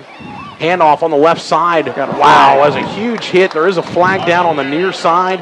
A huge hit. In fact, the runner for the Warriors lost his helmet at about the 48-yard line. We'll have to wait and see what the signal is. It was a 1-yard pickup. He paid for that 1 yard, though, didn't he, Corey? I'll tell you what, that's what you call tough running, Tommy. He went backwards again. We've seen some big hits on both sides, and this one's going to be a penalty against the Oak Grove Warriors. So a dejected far sideline and enthusiastic near sideline. That's just the way it works in these big rivalry games when you have Oak Grove and Petal clashing anytime you get them together. The fans like to jar at it as much as the players do. So this penalty will back up the Warriors. I believe it's going to be a holding call. Oh, it's 15. There's a personal foul. I didn't see what the call was. They called a personal foul. So this is going to march it all the way back to the 35-yard line. And this is going to set up a first down and long. They didn't call a dead ball. So that was a during the play call, Tommy. Yeah, what was that? Because the near official to us here threw the flag, and all the action was headed to the other side of the field. Right, the official was in front of the Petal sideline. I'm not exactly sure what the call was. Neville Barr was calling for a meeting with the coaches, but they didn't come over. I think they're going to talk to him maybe at the next timeout. But anyway, it is first down and 21 for Oak Grove from their own 35 with 5:02 to play. McCarty blindside hit. He's lucky he just had his arm coming forward. Yeah. It is an incomplete pass. Great job of pursuit. Big blindsided hit, Tommy. That was Trevor, wasn't it? It was Trevor Williams, number 8, on the corner blitz, blew that play up, and he's lucky McCarty had his arm coming forward. That ball might have been a turnover. Yeah. As we go along here in the second quarter, we're gradually getting more and more pressure up the middle, which is what we got to do, Corey. That's exactly right. Good job bringing the blitz. They picked a perfect time to bring that corner blitz off of this near side. 2nd down and 21, clock stop, 4:56 to play. Oak Grove leading 7-0. Here he is again under a heavy rush. Fires, he's hit as he fires downfield. The ball is caught by the Warriors. 1st down yardage on that far sideline. Where did that come That was an unbelievable pitch and catch, and Jonathan McNair doing a great job of hauling that one in inside the 40-yard line all the way down to the Panther 32. Wow, that didn't look like there was anything there, and a great job of arm strength by McCarty, the junior quarterback for the Warriors. He was hit hard, Tommy, when he threw that football. He's really having a great night so far. Wow. Big play on 2nd down and long to convert for a 1st down at the 32-yard line. If you pedal, that really hurts. That's a dagger right there. It sure is. Very deflating defensively. So here's the 1st down handoff. McNair once again dancing all the way down to the 25-yard line. That's a 7-yard pickup on 1st down. And Oak Grove beginning to assert themselves up front a little bit here, Tommy. Yeah, they've got the momentum on their side. This is what they wanted, no doubt about it. Coming in the ball game, they were, people talked about that. This was not going to be much of a game, and I didn't believe it. So from the 25-yard line, 2nd down and 3, McCarty's going to change the play as we tick under 4 minutes to play in the 2nd quarter. Looks like the Panthers may be changing some things up here too. McCarty coming out. I see Brett Favre on that far sideline. He's fired up. McCarty rolling out to his left under a heavy rush. He's going to step up. He fires wide open. Receiver stretching for the goal line, and it is a touchdown into the end zone for the Warriors. Wow, what a great job by McCarty to find his receiver open downfield. Great effort to lunge into the end zone, and it is an Oak Grove Warrior touchdown. Was that McNair on the touchdown catch as well, Tommy? I could not see the number. I could not see the number. Kyle down there on the field. Was that number 9 McNair on the reception for Oak Grove? That was actually number 6. I believe Cameron Myers, the touchdown, number 6. That was a great ball thrown. Great touch on that play, and just like that, with the extra point up and good. There's 3 minutes and 34 seconds to play in the 2nd quarter. Oak Grove leading Petal 14-0. Well, let me just say this. If they play like this 4 quarters, we're in trouble because they're playing very good football right now, both sides of the ball, and Petal has been struggling offensively. So, but I really, Corey, I'm not, the way we've come back in the second half, I'm really not that concerned yet because I know our kids are going to come back, and once we get our offense moving, we'll be okay. But, losing Tyrus Rain has made a big difference as the way your defense approaches you. Well, it looks like they're not keying in. In the past, these teams are having to put 8-9 guys in the box when they're playing Petal. They've been able to peel back a little bit, and they're done it. Petal, or let's face it, Oak Grove's done a good job of getting pressure up front with only bringing 4. And in a game like this, a tight game like this, you don't have too many big plays. So it was a good drive by the Warriors. Plenty of time left for your Petal Panther fans to get back in this one. They're trailing by 14, and we've seen this. This is the 3rd time this season that Petal's trailed 14-0. So plenty of time left. 3:34 remaining in the 2nd quarter. Again, Oak Grove set to kick off, leading 14-0. And I know Marcus Boyles on the sideline will draw up something and get his Panthers right back in this game. It's a low kick. It looks like it's going to sail out of bounds. Yeah. That's a good break for the Panthers, and they're going to get great field position, Tommy. What now in high school is it 35? I believe that ball will be spotted at the 35-yard line for that what they call legal procedure, kick out of bounds. So they'll spot the ball at the 35-yard line. The Warriors will have a short field to work as they move from our right to our left. And Tommy, it looks like Petal's going to need to do something here before the end of the half. Well, we're going to attack this defense, no doubt about it, because we've been so. Oh, they were actually offsides on the kickoff. No, I'm sorry. That's what they call when you kick it out of bounds. My bad. I'm not thinking. It's all right. You're allowed to shut down the engines for every once in a while. So from the 35-yard line, Petal again trailing Oak Grove 14-0, moving from our right to our left. Panther fans trying to make some noise and get their team back in this game. Barker looking down the seam. He's got Jesse Jackson open. It just sails through his hands. He was wide open, Tommy. Yeah, got to catch the football, man. Wow. Got to catch the football. Ran that slant. They run that seam or that slant perfectly, and they love that play over the middle of the field to Jackson or to Revies. and that play has been there throughout the night. He had great positioning on it. Unfortunately, just sailed right through his hands. Yeah, if they have a weakness, it is their pass coverage. So we've got to keep attacking that tonight, Corey, if we want to score. And I would love to get a quick score here and get the ball back even again before halftime. Well, 3:29 to play. We'll see if they can do that. 2nd down and 10 for the Panthers. Here's Wyndham with some room around the end. He's drilled out of bounds. And I'll tell you what, Tommy, that looked like a little helmet-to-helmet hit on the near side. Oak Grove lucky to get out of there without having a 15-yard personal foul called against him. But that was a great job by Wyndham, a misdirection play. He came near side, and nobody was home for the Warriors. And that's going to be a run of about 13 yards and a Petal Panther first down. And you got to do that. You got to do that. We do want to score quick, but the good thing about it is we were able to get out of bounds and stop the clock. I'm not quite sure. There was a side judge there. From up here, did that look like helmet-to-helmet on you? I agree. So here's Barkin, 3-step drop. He's looking down the seam. He's got Jackson open and a great adjustment. Big catch inside the 35 for the Panthers. Move the football down the field. Tommy, here we go. They're in business at the 31. It's just a matter of getting their timing and rhythm down. We had it a while ago, and we had a couple little hiccups there that pushed us back, a penalty or two there. But so far, it's looking pretty good. And Oak Grove's going to use a timeout to try and slow down the freight train that's moving down the field from our right to our left, the red and white freight train. There's 3 minutes and 13 seconds remaining in the second quarter. Oak Grove leading your Petal Panthers 14-0.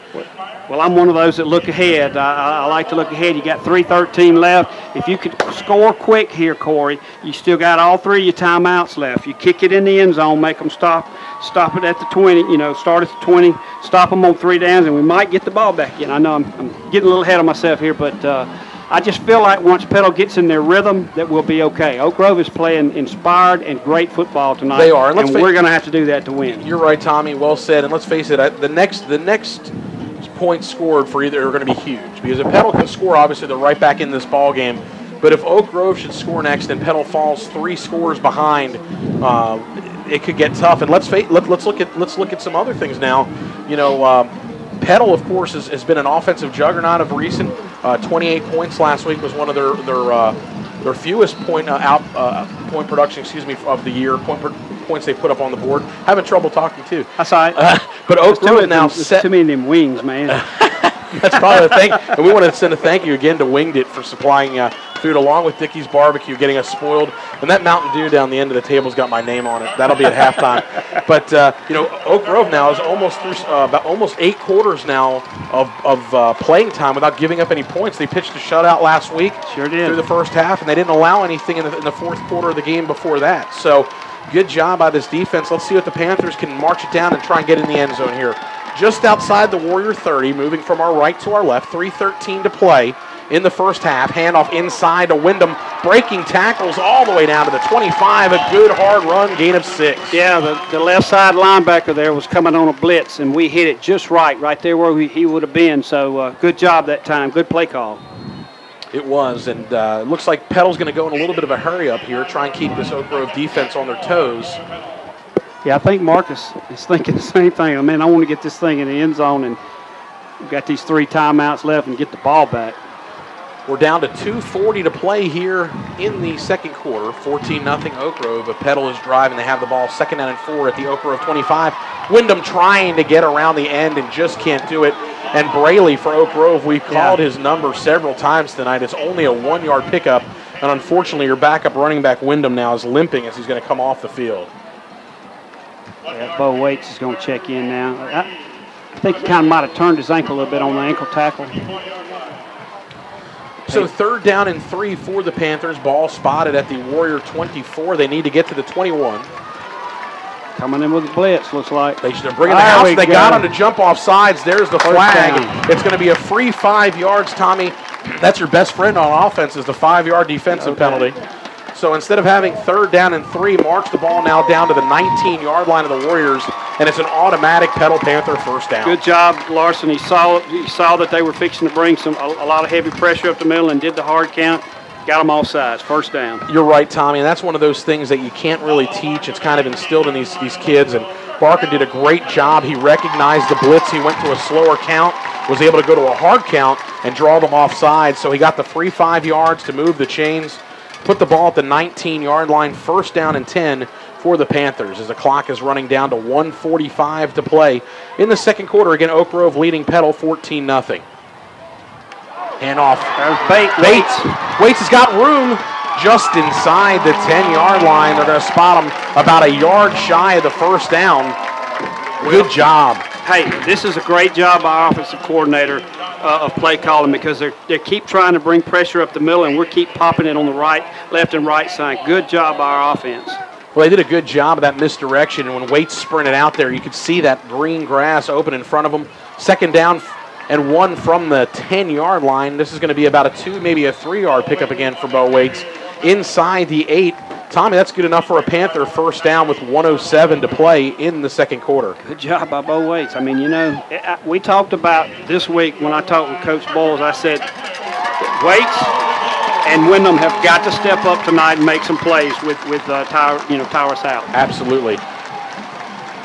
And the clock running now under a minute, so I guess Coach Boyle's philosophy, maybe if we thought that's what it was, has changed. They're going to be content here to just try and get on the board before the end of the half. Yeah. With 47 seconds to play. First and goal from the 8. All 3 timeouts. Barkin looking out to his right. Under a heavy rush, he's just going to fire this one deep in the back of the end zone, and it is intercepted by the Warriors. And they're going to come out of the end zone still inbounds. Wow. And down at the 21, and that is an absolute drive killer. I'm not sure if Barker was just trying to throw the football away. He was trying to throw it out of the back of the end zone and was not able to get it back there. And unfortunately, senior Shane McClendon was 9 yards deep in the end zone. Petal drives it all the way down to the 8-yard line and come away, unfortunately, with nothing.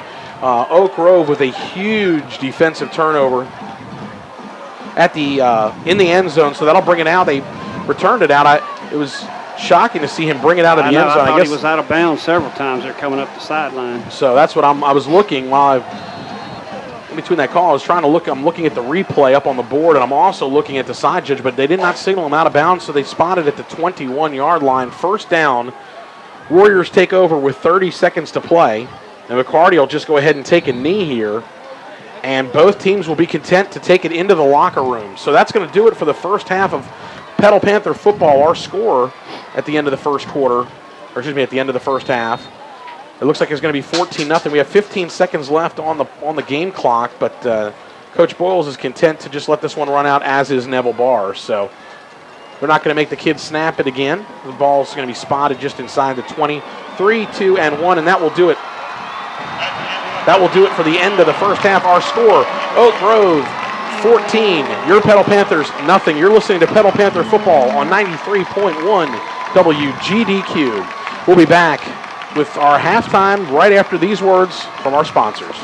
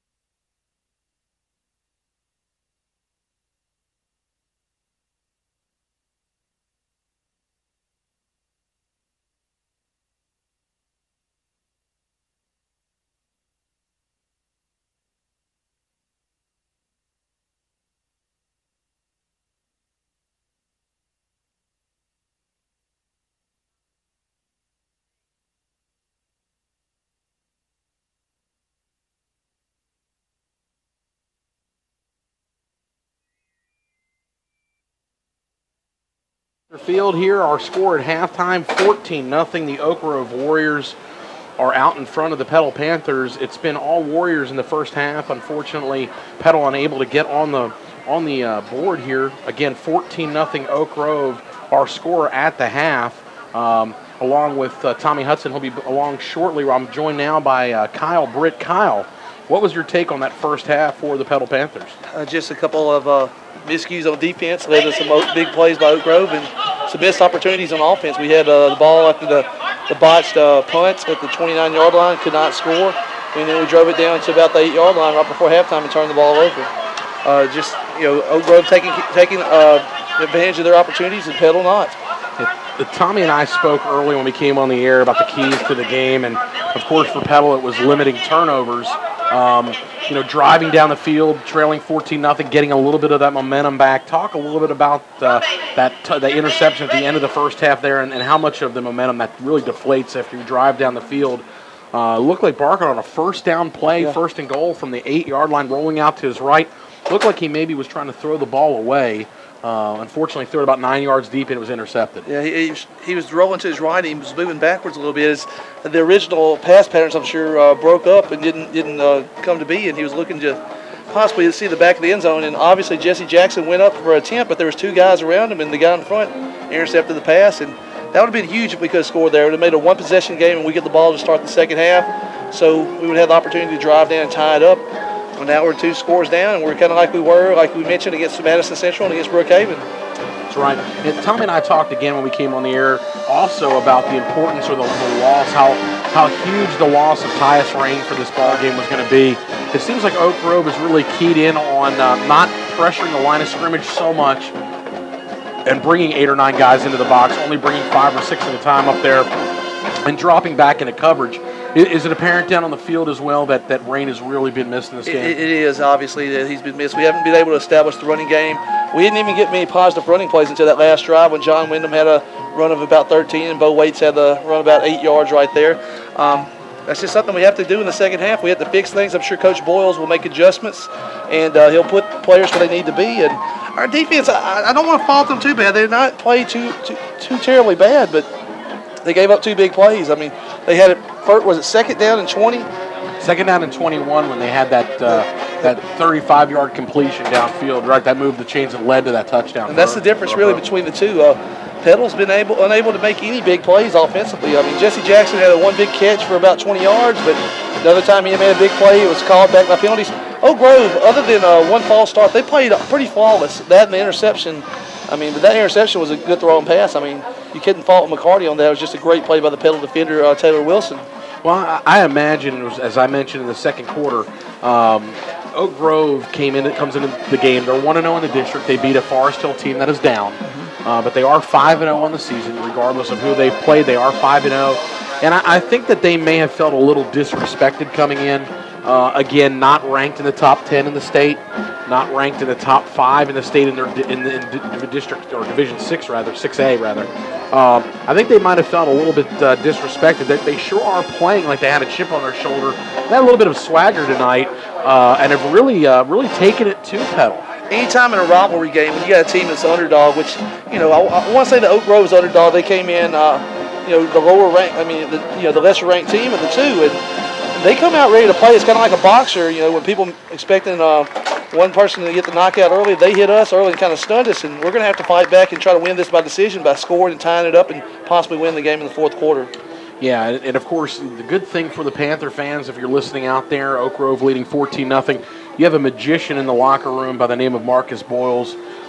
Great track record, great come from behind, great X's and O, great adjustment coach. So you're going to get the best effort for these Panthers in the second half. I look for a different attitude as they come out. They were really fired up to start the game. Oak Grove driving the ball down the field and taking 6 minutes off the clock. Really sucked the life a little bit out of the sideline. Now, of course, Oak Grove on that drive came away with nothing when they had first down and goal to go inside the 10-yard line. But, Kyle, what do you think the keys to the second half are going to be? Obviously, to take the first opening kickoff of the second half, march down the field, and put some points on the board, something we've been unable to do up to this point. And if we do that and hold Oak Grove, hold them to a 3-and-out or force them to punt, and then get the ball back with a chance to tie the game up, and then possibly if the game's tied going to the fourth quarter, it's anybody's ball game to win. Kyle, we always appreciate what you do for us. Do a great job reporting scores week to week. Do a great job on the sideline. Look forward to some more great calls here in the second half. Get yourself ready. We're going to throw it down to you quite a bit. And right now, again, we'd like to thank our radio and internet sponsors who make this broadcast possible. That's A1 Graphics, Bucko's Cleaners, Coca-Cola of Hattiesburg, Corner Market, ELTM and Enbridge Company, Encore Rehabilitation, Fairley Construction, First Southern Bank, Forest County Board of Supervisors, Fox's Pizza, the Graham Bank, Hattiesburg Oral Surgery, Hub City Steel, who do a lot of our radio work, Magnolia State Bank, Marino Eye Care, Parish Jewelers, Petal Harvey Baptist Church, Petal Tire, Southern Bone and Joint Specialists, who are the proud sports medicine physicians for the Petal Panthers, State Farm Insurance of Petal, which is the Ted Cannon Agency, and Richardson Heating and Air. Again, Richardson Heating and Air, we appreciate all they do for Petal Panther football, along with Tommy Hudson. Tommy, we're going to get a quick word before we go to break. You've had a chance to kind of step back, have a cold beverage, run down the steps, run back up the steps. Soft drink. Soft drink. That's it. Just I better watch out. Cold beverage. What's your assessment? What's your take? What does Petal need to do moving forward into the second half to not only get back in this game, but try and then come out on top? Well, I'm glad we've got the football first here in the second half. We've got to take the ball, and I mean, obviously, we got to drive down and score, and then let our defense go back to work, putting pressure on McCarty, and hopefully they haven't turned the ball over yet, Oak Grove, and I just feel like they are before the night's over. But my hats are off to Kurt McCarty. He has really played a superior first half, and if he continues to play that way in the second half, we've got to force some turnovers, just that simple, and get him out of his rhythm. Get back there and hit him a couple of times hard, and of course we've done that, and he's just responded, Yeah, there's 9 minutes and 20 seconds remaining on the scoreboard here to start the second half. Oak Grove band out on the field. We have not seen the Petal band as of yet. Oak Grove just finishing their set, so I imagine we're going to run a little bit long. I know we're on regional television, so they may need to hurry that up a little bit, but good assessment, Tommy. Good job. I agree with you. I think that's exactly what Petal will need to do. And at this time, we're going to go ahead and send it back to the studio. You're listening to Petal Panther football. Our score, again, is 14-0. Oak Grove leading the Petal Panthers at the half. And again, you're listening to Petal Panther football on 93.1 WGDQ. We'll be back right after these words.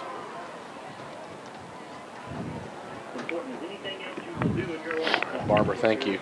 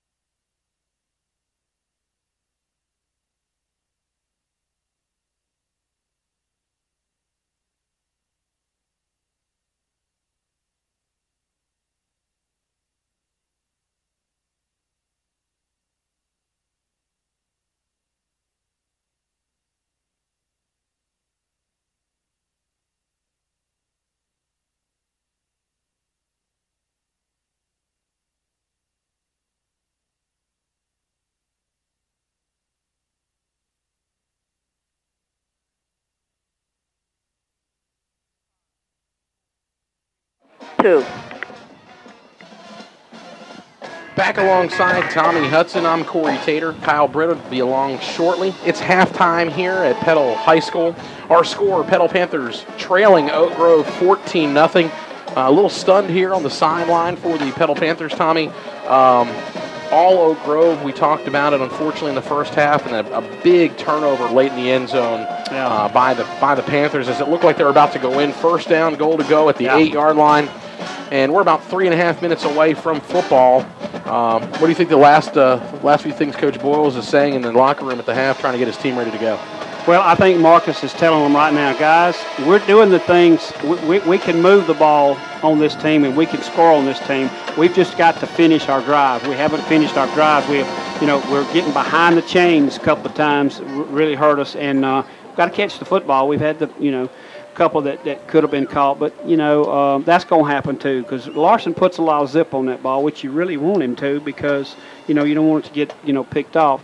But I think Marcus is telling me, look, guys, we just got to keep our focus to come back. We get the ball first, but I know he's harping on that right now. We've got to drive this ball down here and score, and then let our defense go to work. Yeah, I think he's got to be a little bit unhappy so far in the amount of passing yards and the connections so far that McCarty's been able to make on some of those pass plays. It wasn't such bad coverage. It's just perfectly thrown, perfect timing patterns. And defensively, they were in pretty good position. I know that touchdown that second touchdown by Oak Grove kind of deflated this Petal Panther sideline a little bit. But you're right. Plenty of time of football left. We still have the entire second half. It's just 2 scores. A familiar territory. This is the third game, unfortunately, in the first 6 where they've trailed by 2 scores at the half. And Corey, on that drive, this last drive that they scored, what was it, 2nd and 25 or 20? I can't remember. They had a second down and 21 play. They had a 35-yard completion. Exactly, and that was the backbreaker there. And really and truly, McCarty kind of threw that ball up there where I didn't think anybody, if anybody was going to catch it, I saw a lot of red jerseys, but, hey, the guy went up and caught it, and a couple plays later, they're in the end zone. Yeah, McNair made that catch, and 3 plays later it led to a Warrior touchdown, the second touchdown of the night. First one was a 61-yard pitch and catch to the big tight end for the Warriors, big number 81, Logan Scott, who's just a junior. So like we talked about again, a lot of young talent on that Warrior sideline. A lot of good things to look forward to. Big district game, Tommy. Petal's got a long way to go. They got to fight back into this one as they want to try and improve to 2-0 in district play. Yeah. And again, the key is going to be that first drive here in the second half. I really don't look for Oak Grove to kick it deep, because they don't have the kicker that they've had in the Soviets the last few years. So, and they don't want to kick it to Jamarcus or Jesse Jackson back there. So they're going to probably pooch kick it and take their chances there. But got to take that first drive and go down and score, and again let your defense go to work. Maybe create some turnovers to get this, at least get this thing back even, and then anything can happen. But Corey, let me go ahead and touch on it. You might have already said something, and I might have missed it, but not only is Petal and Oak Grove 2 great schools here in South Mississippi, and have good football, baseball programs, but excellent music programs. The bands for both of these teams have been very entertaining tonight, which we knew they would. And Petal's kind of putting on a show themselves right now, but we are always proud of our band. They do an excellent job. And, All Superior Marching Band for Petal High School. They do a wonderful job. They've won numerous awards dating back as far as I can remember. Yep. Always the All Superior Marching Band, and the stadium acknowledging that. They know about the band. Very few people leave at halftime. They like to sit and watch and support these kids that work so hard. And as they vacate the field, that can mean only one thing, Tommy. We're moments away from the start of the second half. Yep. So interesting to see Barkin come out a little bit early, and he's loosening on the sideline, throwing back and forth with Kyle Smith. Classy move by the Warriors also, as their band was kind of kneeling in the far end zone, south end zone, watching the Petal band perform. You don't see that every day when you see 2 high school teams get together. So it's always good sportsmanship to see that. That's another thing to touch on. Last week was a little bit chippy on the field. I actually talked this week to a church member of mine who was working the Petal sideline for that game, and he said that there was a lot of jawing back and forth, unfortunately, between the teams. Doesn't seem like we're having as much of that tonight, and that's nice to see in such a bitter rivalry as we have here. So kudos and hats off to both these schools for a classy first half played on both sides. Yeah, no doubt. Yeah, you're right, and that's what you want. And sometimes, when it's this heated of rivalry, emotions get a little bit out of hand, and you're going to have a little pushing and shoving, and maybe a personal foul or two here. But you're right, we haven't had that here tonight, so I'm pleased about that. But again, we've got to come out here in this second half with some fire and I would rather, like I say, I've said it before, let's get some turnovers and try to get them out of rhythm, because I know that's they've had some problems with some turnovers this year. So that'll be a big key. Absolutely. I think that'll be a huge key if they can get Oak Grove off their game, try and get the momentum back, get that 12th man a little bit more involved. And Petal, let's face it, they're just one score away from being right back in this thing. It's 14-0 Oak Grove at the half.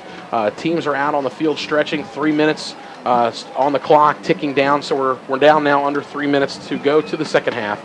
And I don't know if Kyle is with us. Kyle, are you down there? Can you hear us? I don't see him. He's back in the end zone, so I guess Kyle will be along shortly. I was going to send it down. I see Coach Boyles is out. Looks like he's getting ready for the second half. I want to see if he had a chance to talk to Coach Boyles before they were able to come back out. I see Todd Pinkston getting his team loose in the end zone. So, Tommy, again, we talked about keys before the game.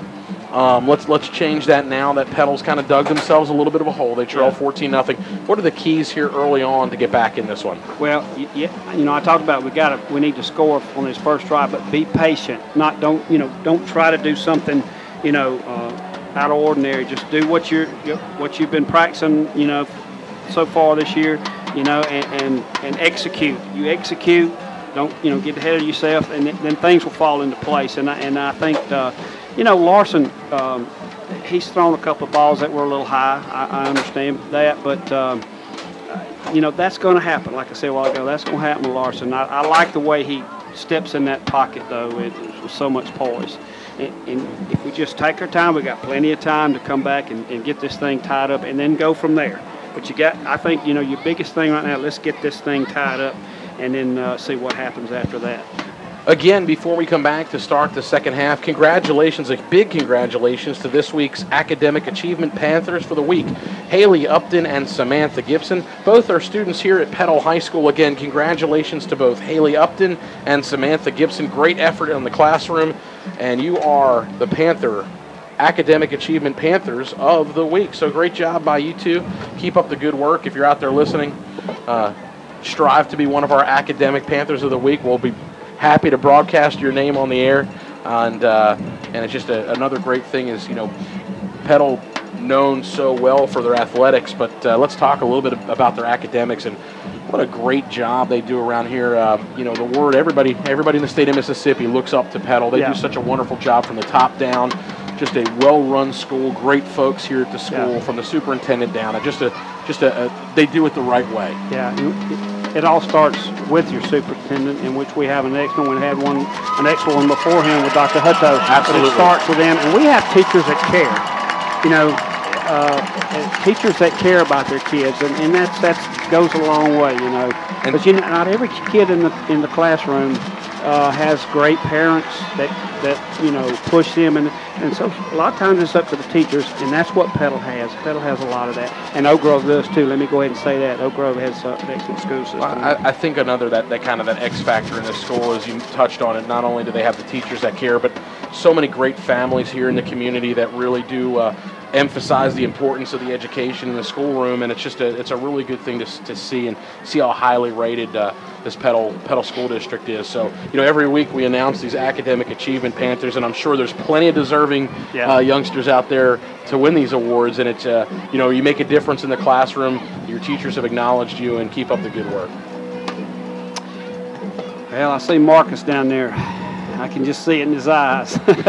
He is not happy. This was a big game. He really wants to win this ball game, and as does Neville Barr, I'm sure. But Marcus says, I can see that focus right now in his eyes. He's ready to get this thing kicked off and get the ball back. He is, and I think the players are too. And again, this is Coach Boyle's first shot at this rivalry. Remember, he's a longtime coach up there at Wayne County, so the first time he has been subject to this rivalry. Yeah. And I'm sure it's not going to take him long to be excited about it. No, is it Wayne County and West Jones that had such a big rivalry up there? Wayne and West, yeah, that's been the big rivalry in the state. West was down a little bit last year. Wayne's kind of taking a small step back. They're playing good football now. But as far as rivalries, I don't know if you're going to get any bigger than what we're watching right now. Maybe Olive Branch and South Panola. Yeah. But for South State, I don't think it gets any bigger than what we see on the field in front of us tonight, Tommy. No doubt about it. Well, here we go. We're about ready to kick it off. Again, Oak Grove set to kick off to the Panthers to start the second half.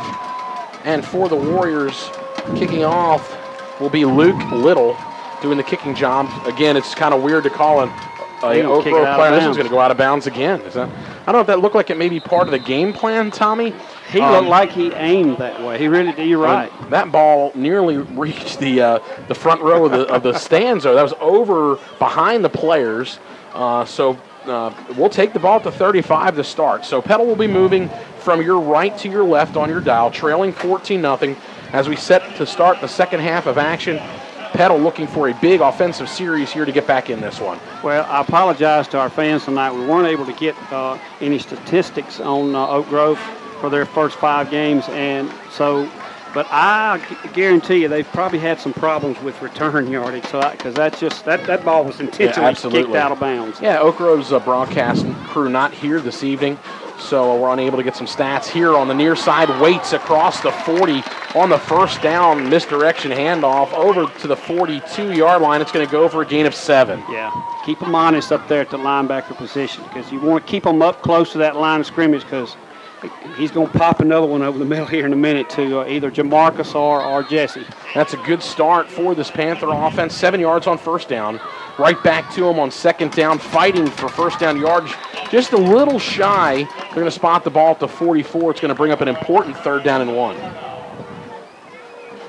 Gosh, you know, I'm even thinking going for it on 4th down here if we don't get it because we've got to get this momentum, Corey, right here. Absolutely. So in shotgun, Barkern on the keep. He's going to come across the 50, make a great move, still on his feet inside the 30 with a block. 20, 15, 10, 5, into the end zone. What a great effort by Larson Barkern and the Petal Panther. No flag, baby, no flag. To move right down the field. Unbelievable first possession for your Petal Panthers. And they're going to rule, they're talking about it here. There is a flag into the end zone. I believe this is going to be a celebration penalty post-touchdown. But talk about 3 plays, 65 yards. And let's wait on the call here by the official. It is a dead ball. Unsportsmanlike conduct after the touchdown. Okay. So the touchdown will stand for the Panthers. 15 yards will be enforced on the kickoff. And just like that, Tommy, in 1 minute and 2 seconds and 3 plays, 65 yards. And what an amazing 56-yard touchdown run by your quarterback, Larson Barkern. Oh, that's what we're used to seeing Tyrus Rain do right there. Cut up and get in the open field and take it to the house. But great job by Larson. He just refused to go down. Did a great job. Shifty. And it's once he popped that outside at about the 35-yard line, I think you yelled he's got a blocker, and he did, and he followed the trail right into the end zone. And if you can't get your crowd more excited than that, I don't know what else will do it. So there's a flag down as we get ready to try the point-after touchdown. And it is a defensive encroachment penalty, which will be declined by the Panthers. So they'll leave the ball right there, and we'll do it again. Reynolds on for the point after. That didn't take long. That's what we wanted. You know Kyle's got to be chomping at the bit after this point after. We're going to throw it down to Kyle and get the atmosphere on the sideline and talk about that play a little bit. The all-important extra point is up. It is good. 10:58 to play in the third quarter. Oak Grove's lead is trimmed in half. It's 14-7. Kyle, talk to us about what you just saw on the field. Hey, just a lot of great moves by our quarterback, Larson Barkern. As he showed, he's got some wheels right there. Coaching staff's fired up over here. The defense is ready to go. I mean, our guys, it's a new breath of life right here for us to come back and win this ball game. Hey, Kyle, guess who the first person out of the tunnel was in the second half? Larson Barkern. Yes, sir. He was ready. He's right here, man. He's fired up. He's got his guys on the sidelines fired up. We want to get the ball back so we can score some more. And you can't draw up a better start to the second half than that, to get the ball in good field position. 3 plays, 65 yards, capped off by the 56-yard touchdown run by quarterback Larson Barkin. And if you're just tuning in to start the second half, you've missed some exciting play here for Petal. 1 minute and 2 seconds is all it took to go 65 yards, 3 plays into the end zone, and just like that, the score is 14-7. The Panthers only trail by 7.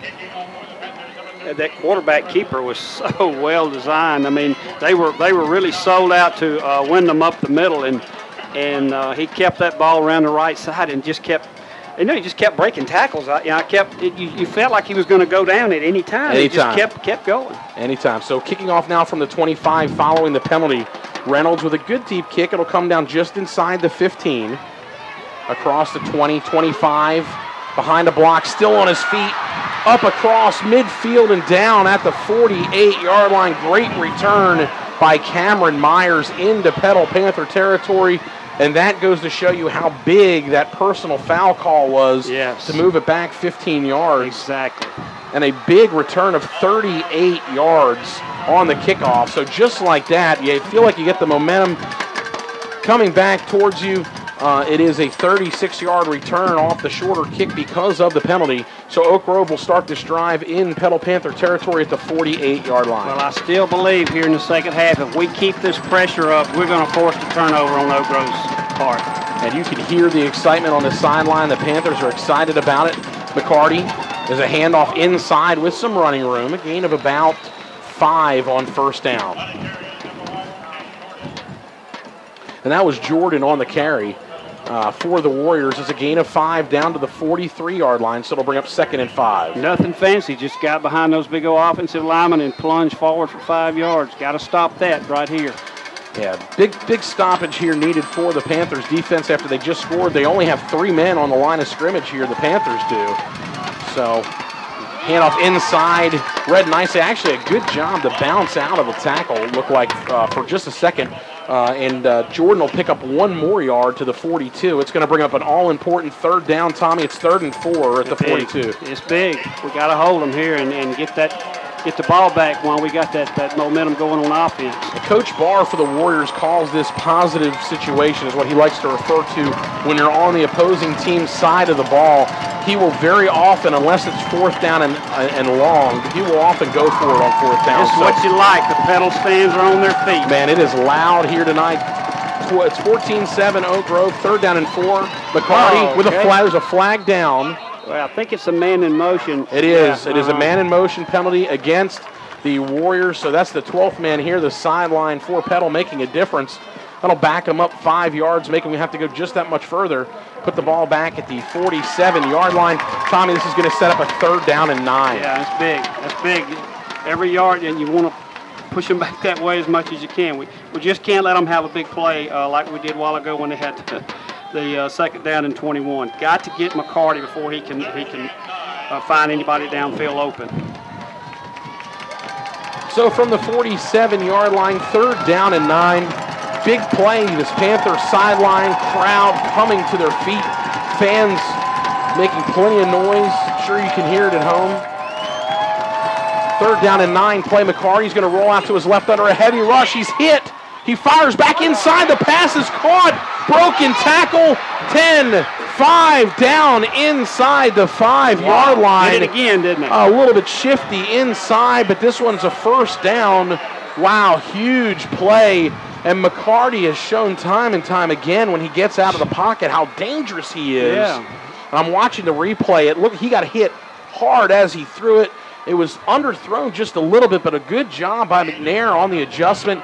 And now he's tackled inside the 5-yard line. Spot the ball at the 2. Actually, they're going to spot it at the 1.5-yard line. So 1st down, goal to go for the Warriors, trying to get that 2-score lead back.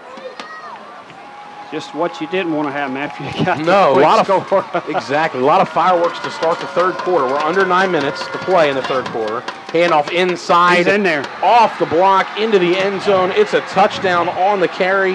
That touchdown's for Ty Harris, the sophomore, and just like that, Oak Grove answers the Petal score with a quick score of their own. 48-yard drive capped off with a 2-yard touchdown run. And now the Warriors are on to attempt the point after.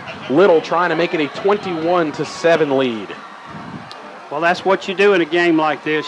It's a game of momentum, and we had it, and then Oak Grove comes right back out and takes it away. Good snap, good hold. The kick is up. It's right down the middle. 8:43 to play in the third quarter of our game this evening. Petal trailing Oak Grove. It's 21-7. You know, Corey, that pass was not a very pretty pass, and it actually looked like it was going to hang up for him there in the middle of the field. And I don't know, McNair's a spectacular athlete. He just went up and got the ball. I found myself kind of, when I was looking at that play unfold, it looked like several of the defensive backs for Petal almost got caught watching the pass. Yeah, watching the pass, yeah. A little bit more as opposed to attacking. And then unfortunately, the pass completion went all the way down inside the 5-yard line, led to a Warrior short touchdown run by the sophomore, number 23 on the carry. That was Ty Harris with his second touchdown of the game. Well, the good and bad with that, they scored, yes, and went back up by 2 scores, but if they did it quick, didn't take a whole lot of time off the clock, so we've got plenty of time to come back. So I'm trying to look at a little positive out of this. Yeah, 3 minutes and 17 seconds played here in the second half, each team with a touchdown. So Petal set to get the ball back. Plenty of time on the clock, 8:43 to play in the third quarter. Oak Grove extending their lead back out now to 21-7. Good job of striking back. I'm sure Brett Favre over on the sideline, they're showing him on TV right now, is excited.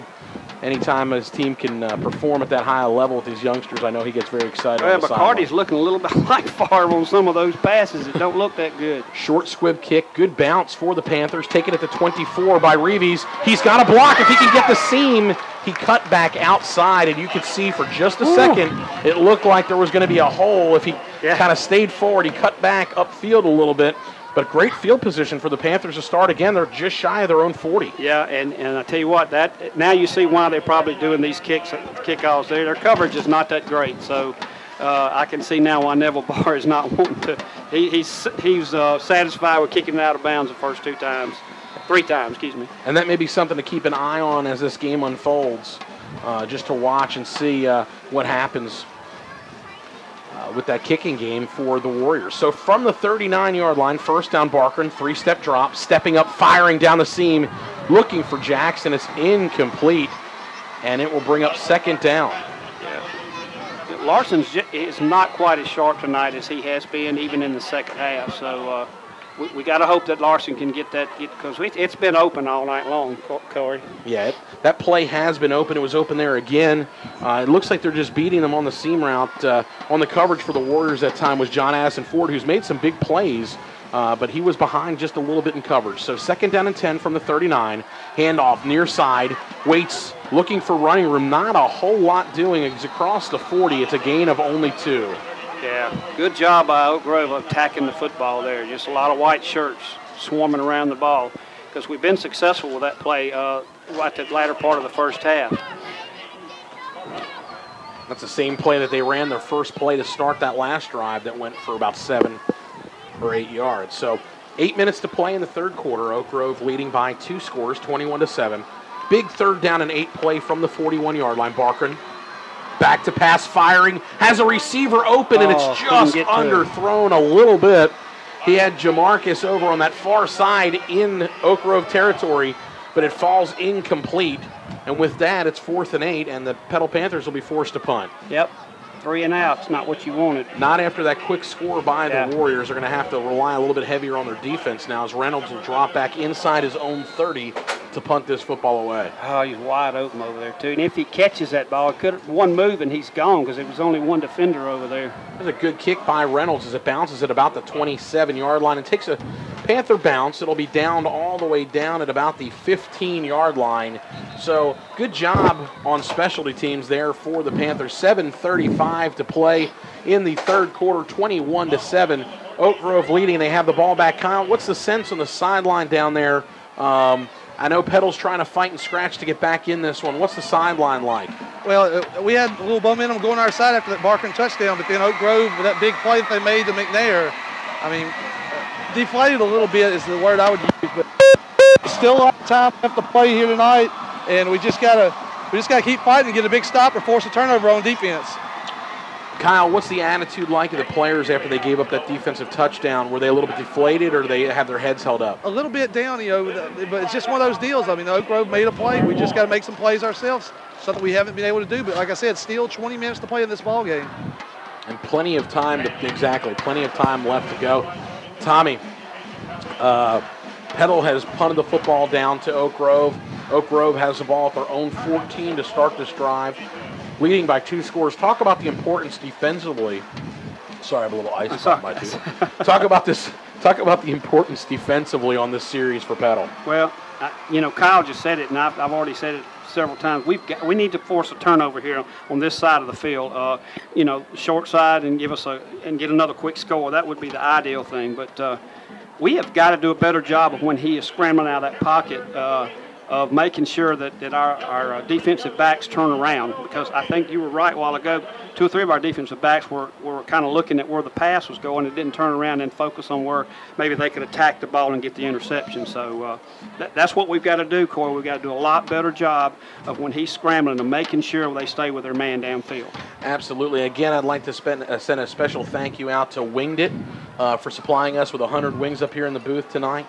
Many different flavors. They do a great job. Winged It. Make sure they have your wings for all of your big game needs. And also a big thanks and a big shout out to Dickey's Barbecue. Of course, they spoil us rotten throughout the season, and we appreciate them. And also another thank you to C Spire. This Bright Lights football that they do for high school, where they focus on high school, I think is an absolutely wonderful thing.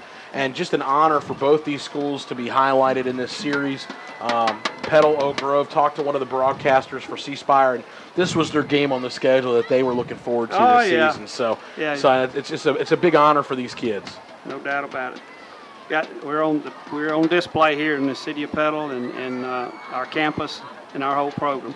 It's very interesting to actually see a gentleman with a red hat from C Spire will have to march out on the field to tell them the game is live. So I feel like I'm at a college or a pro game. Yeah. So from the 14-yard line, first down handoff with a big head of speed. Out on the far side is number 11, Shane McClendon. Gain of about 4 on the play. Actually, that was McNair. Oh, was that McNair? Yeah, McNair went in motion. Yeah. God, he's quick. Well, that's why I called the wrong guy, Tommy. He was so fast, I didn't see the number, so I appreciate you picking me up there, buddy. He is quick. So second down and 6 from the 18. He sure is fast. He can catch the football, too. A couple of those catches he's made tonight were very high, and he just went up and brung them down now, just like you want a receiver to do. It didn't take long for him to get that full head of speed going, and there he goes again in motion.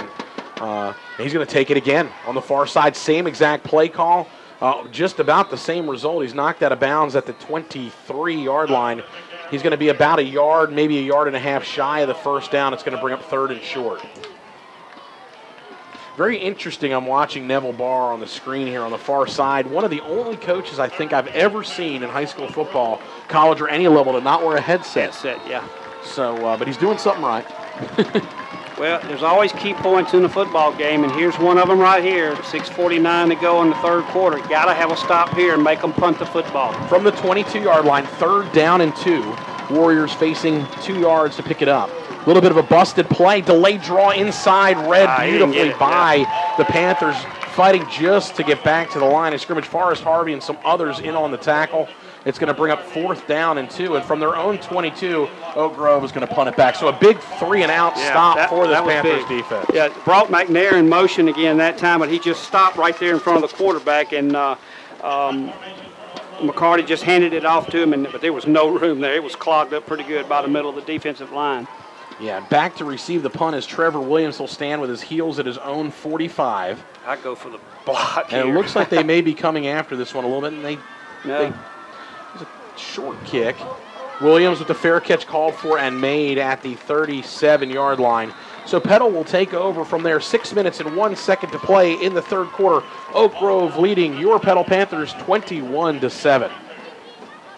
Well, you hope this is the drive right here, that we can get it going again, because the defense did their part, Corey.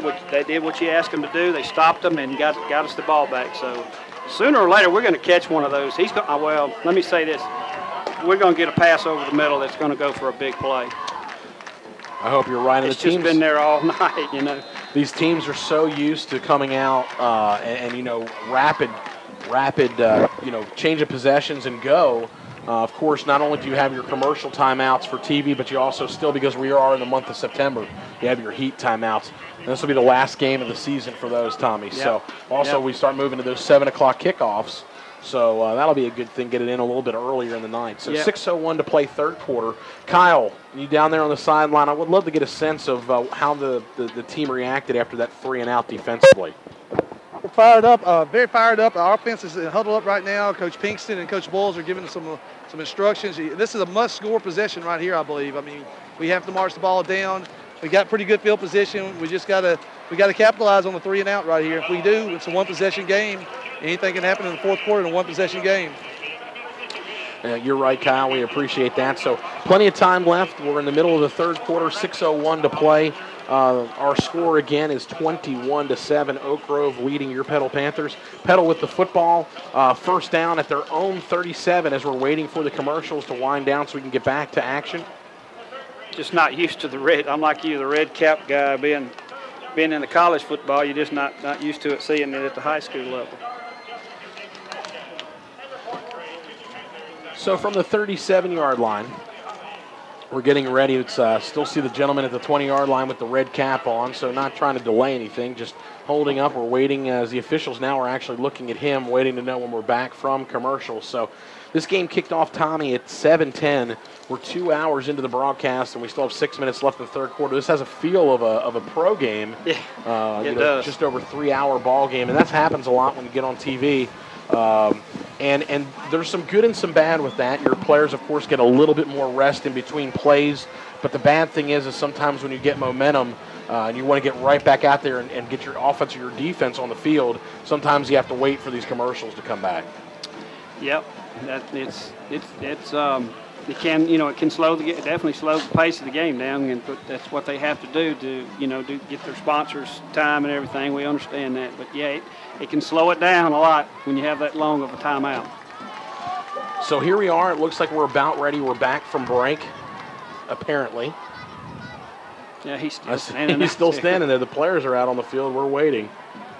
He's looking, it looks like, at his watch. So just waiting on the signal. And here we go. We are back live, ready for action. The officials have spotted the football. There's the whistle blow, so we are live for action as the clock's running. Barkern in shotgun, 1st and 10 from his own 37. He's going to keep it again with some running room across the 45 up to the 46-yard line. Looks like he took a little bit of a late shot there, and here we have some jarring out at about the 50-yard line. But it is a 9-yard pickup, and Barker's doing a good job, Tom, on that misdirection. Yes, he is. Yeah, it's been very successful on the keeper there and getting good yardage. Because Barkham's not a little fella now. He's pretty strong. So less than a yard, they spotted across the 46, about a half a yard to go for the first down. Here's the handoff inside. Spinning Bo Waits up to the 50-yard line. That's a gain of about 4 on the play and a Panther first down. Yeah, the Oak Grove defense was there, but Bo Waits said, no, I'm getting this first down, and he got it. Good job by Bo Waits. Good 4 or 5 yards on the ground. A good hard run. Barkin leading his crew back to the line of scrimmage. They have double out left, double out to the right. Waits the single setback in the backfield as Barkin's in shotgun as we tick down towards the 5-minute mark remaining in the third quarter. Again, our score is 21-7. Oak Grove out in front of your Petal Panthers. 7 seconds. We got to hurry. Don't get a 5-yard. It did take a long time from the side here. Barkin with 1 on the play clock just gets the play off. Good protection. Fires. Pass is incomplete out in the flat. He had his target open. Yeah, he did. And I'm not exactly sure what happened on that, but Justin Mack was out there in the flat, and there was not, or was that Waits rather? That looked like Waits out there in the flat. There was nobody around him. I couldn't see the number. That was Waits who kind of just releases a safety valve on the play. It's that little curl route out of the backfield that you'll see a lot of pro-type offenses do. Players on the far side, Revies and Smith, are not sure of the play call here. They look like they have their hands up in the air, but it is 2nd down and 10 with some running room on the far side. Down inside the 40-yard line goes Bo Waits. A good job, a good, heavy, strong run. And it looks like he's going to have enough at the 40-yard line to move the chains. That's been good pretty much all night right there. just inside the 40, Tommy, so it is enough for a Petal Panther first down. Clock moving down to 4 minutes and 40 seconds to play in the third quarter. Well, I'm sorry. Big Jamani Brown just crashes down on the defensive end on this side, and Waits just follows around the side and gets good yardage. Here's Waits up ahead. Big hole. Through the hole, down inside the 30, hard running, 13 more yards on the ground for Waits down to the 27-yard line. And the Panthers are in business, Tommy. They're starting to assert themselves. Beautiful drive. They're picking up a lot of yardage on the ground. Yeah, no doubt about it. Yeah, well, we all know we've got a good offense here at Petal this year, and you just can't shut every facet of our offense down, and you're seeing that now. We're taking what the defense has given us. And again, this is their second offensive possession of the third quarter. They scored on their first, so some great adjustments made again by Boyles at halftime we talked about. Here's Waits inside, dancing. Good job. There's nothing there really for the youngster. Picks up 3, maybe 3.5 on the play. Down just across the 25-yard line. It'll bring up second down and about 7. That time, old Thad Roberts, he kind of took his frustration out on the defensive end. I mean, just drove him to the ground. I think they're a little fired up right now, Corey. I think they got that fire in their eyes. So let's just hope we keep this momentum going and get this thing in the end zone quickly. Well, let's just see if they score. Let's just hope they don't have any personal fouls. If you can kick off with the leg of Reynolds, that's a huge weapon. So here's another handoff inside, looking for running room. Waits is down. It looks like close to the 20. He's going to be 2, maybe 3 yards shy of the first down. It's going to bring up third and short. Well, when you're playing that 2 deep safeties like that, it's got to. If you make the correct blocks, you're going to get some room up the middle. I love the play call here, Tommy, for a lot of different reasons we're going to talk about in a minute. Barker's looking to get outside, and I think he does get it. I believe that second effort, he bounced off a tackle. Flag down over there, isn't there? I can't see. There is a flag down at about the 21-yard line, I believe. Just across the 20, there is. We're going to have to wait and see what the signal is here. It is an eligible player down, or excuse me, a legal substitution. That's why I said I like this play for a lot of different reasons. As you were talking, Petal went into a hurry-up, and you could see they had 12 men on the field defensively. Right. One of their defensive ends couldn't get off the field in time. Good job by our coach. So that's just one of those heady things. We saw them do it with the hard count in the first half. And again, good job on third down and short to have the penalty convert for you. I think he might have had enough on that second effort to pick it up anyway. But nonetheless, the Panther fans will love this one as they're going to tack on some yardage to the play. What was the penalty yards here, Corey? I missed it. He was out of bounds at the 18. They're calling half the distance. I believe it was a 10-yard penalty, so half the distance. Following with the play, we'll put it first down and goal to go at the 9. And how magnified now is that turnover by the Panthers at the end of that first half? Really? I'm just sitting here thinking about that. We're just under 3 minutes to play in the third quarter. 21-7 Oak Grove. Petal knocking on the door. Barker on the keeper, fighting for yardage. Make sure he hold that football down close to the 6 as he is thrown back. He got forward progress close to the 6, and he ended up back, Tommy, at about the 14-yard line. Yeah. God, you just feel like any moment he's going to do the play action because they're geared up now for the give up the middle, and around the end. So you just feel like we're going to pull it up and throw it in the end zone, but let's don't throw it away. Second down and goal from the 7. Big possession here for the Panthers. As we're getting in the late stages of the third quarter, just have that feel. You don't want to have to settle for a field goal. Teams are trading touchdowns, so it looks like they need to get in the end zone here. Revy's trying to get outside, making a great move, and a stiff arm. A flag is down as Revy's gets to the 4. We'll have to wait and check the flag. That's not good. Anytime it comes down in the secondary like that, when you're trying to make it around the end. Yep, it's a good chance it could be an offensive holding penalty here. And that's exactly what the call is. That's an offensive holding call. So instead of third down and goal at the 4, they'll march the ball back. Flag's at the 1, so it'll go back to the 11. Is that right? Right. They should put it about the 11, maybe the 12-yard line. You're right. The flag was at about the 2. Okay. So it's a 10-yard penalty from the spot of the foul. Spot the ball back at the 2. So this will be a loss of basically of 5 yards on the play. It'll be second down and goal to go from the 12. Clock will set to wind here. We're down to 2:05 to play in the third quarter. So another big play upcoming for the Panthers. I would think that they are probably in 4-down territory. There's plenty of time left, so Boyles may elect, if they don't get in, to kick the field goal here. That'll cut it to a 2-score game, as it is a 2-score game now. So we'll see. On the keeper, Barkin on the near side. He fumbles the football, and I believe the Panthers are lucky to fall on top of it. Just a good awareness there by the lineman to fall on the football. That's actually Bo Waits that fell on it at the 9-yard line. He was hit at about the 11. The ball popped forward to the 9, so this is going to set up a 3rd down and goal from the 9. So that's a 3-yard. I hate to use this timeout here. Wow. Yeah, with a minute and 23 seconds left. This is such a big play for a lot of different reasons, and I know Boyles will want to talk about it here. Talk about it. You're right. So 123. Kyle, let's talk about, if you can hear us down there on the sideline, the importance of this upcoming play. 3rd and goal from the 9. Minute and 23 to play in the 3rd quarter, trailing by 2 scores. And I guess Kubert has taken over on the sideline. Hey, guys, I think I was a little too far off. It's actually, I think it's a 4-down possession play right here. I think we got 2 plays that the coach is probably talking about right here. And if we don't get it here on 3rd down, we're going to try to get it on 4th down right before the end of the quarter. We got to cut to that 1-possession game. If it's a 1-possession game in the 4th quarter, anything can happen then. All right, Kyle, we appreciate it. So we are in a timeout. Petal calling their first timeout of the second half, so they'll have 2 left. Again, just to reset, there's 1 minute and 23 seconds to play in the 3rd quarter. Oak Grove leading 21-7. They had a 14-0 halftime lead. Petal came out, marched the ball right down the field, 65 yards on their opening possession, and Oak Grove answered on their first possession to extend their lead back out to 21-7. And Petal has the ball, 3rd down and goal to go from the 9. Another big play in the football game. We've had a lot of them. Watch the play on that right side here as they have trips out right. Revy's is out there. Barkin is going to run the fade to the left side. He's got his target open, and he just overthrew him just a little bit, about 5 yards deep in the end zone. Looked like Kai Broom was there.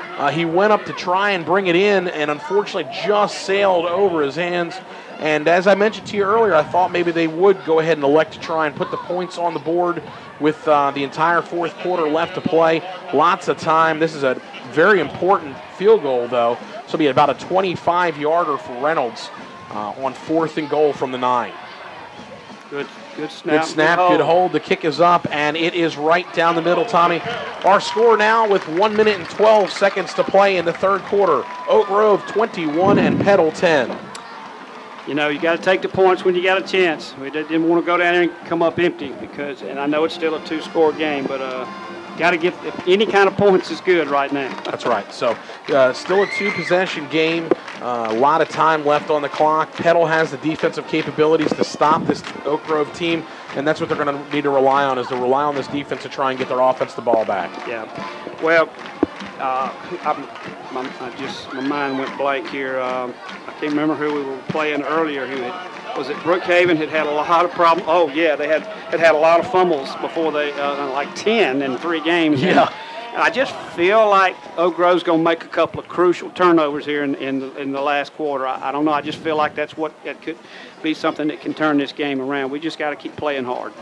I agree. Just keep that pedal down and do what you can do. Stay within striking distance. Try and strip the ball every opportunity you get. Lower your helmet. Try and hit the ball. So a lot of time left. Again, Petal set to kick off. There's 1 minute and 12 seconds to play in the 3rd quarter, as Petal trails Oak Grove 21-10. There's a beautiful kick. This one's going to sail about 3, maybe 4 yards into the end zone. It'll be a touchback, and Oak Grove will start from their own 20. And that's what you want. Yeah. Make them go 80 yards if they're going to score.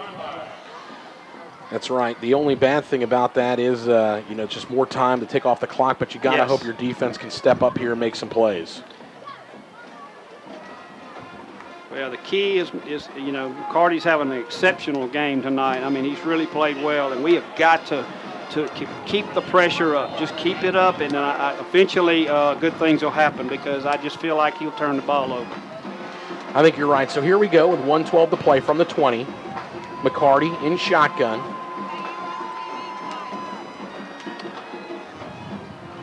On the keeper, not much doing. Red absolutely perfectly inside on the play is Trevor Williams. the senior defensive back who also returns punts and kicks. Great job. It's a sack of McCarty all the way back at the 13-yard line. Yeah, he was headed back to that left side to try to see if he could find somebody downfield, and Trevor said, not this time, buddy. And Tom, it's actually a loss of 8, and that is huge. It's big. Huge now to set him up in the 2nd down and long. Give your defense a really good shot to get him in that 3 and out, maybe force something here for Oak Grove. So from the 12, on the draw play, coming near side, tripping out across the 10. Good job again by this Petal front defensive 4. Only a gain of maybe 1 to the 13-yard line, so it's going to bring up 3rd and 17, and that may do it. Yeah, they'll probably run this clock down. They don't want to give us no more time than they have to in the remainder of this football game. That's right. We're ticking down under 10 seconds to play in the 3rd quarter. We're going to have a huge 3rd down and 17 to start the 4th quarter. Oak Grove with the ball at their own 13-yard line needs to get to the 30. That is the end of the 3rd quarter. Our score, Petal Panthers trailing Oak Grove. Oak Grove leading 21-10. You're listening to Petal Panther football on 93.1 WGDQ. We'll be back with our 4th quarter right after these words from our sponsors.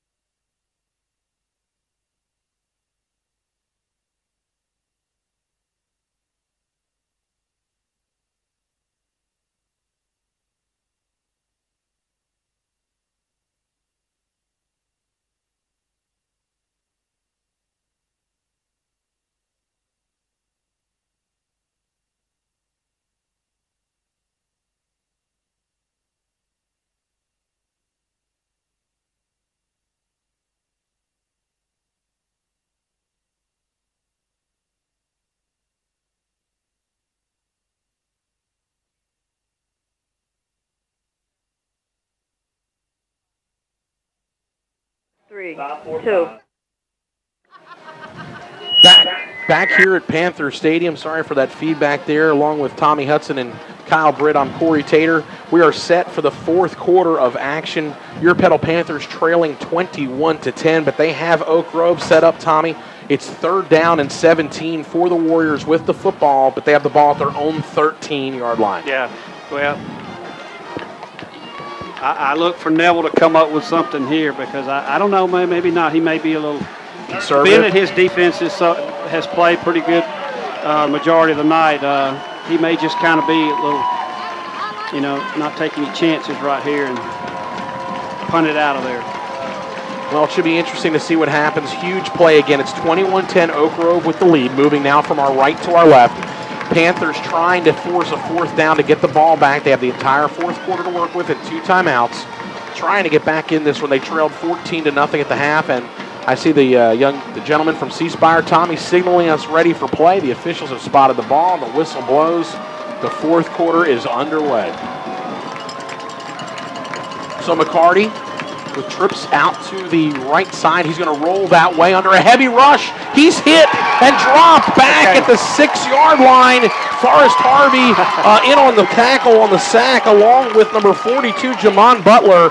And they were already set up to get the ball back in good field position, but that's going to help even more. Like Jody Hawkins dialed up the right thing there. He dialed up a blitz, which actually went to the outside, and he had them blitzing in the direction that McCarty was going to roll out. Great job there, Jody Hawkins. That great was a play call. You're exactly right. Great read, great start to the 4th quarter. Petal's going to have to, Oak Grove's going to punt now from their own end zone, and it looks like the Panthers, Tommy, are coming after this one on 4th down and 24, and there's a flag down.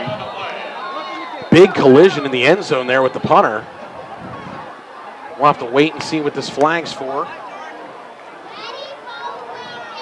You know, I thought they were going to call it for roughing the punter. There's a penalty against. I didn't see. Did they point against Petal? Illegal substitution on the Panthers. So this will give the Warriors out of their own end zone. It'll give them about 5 yards. They're going to move the ball out across the 10, spotted at the 11.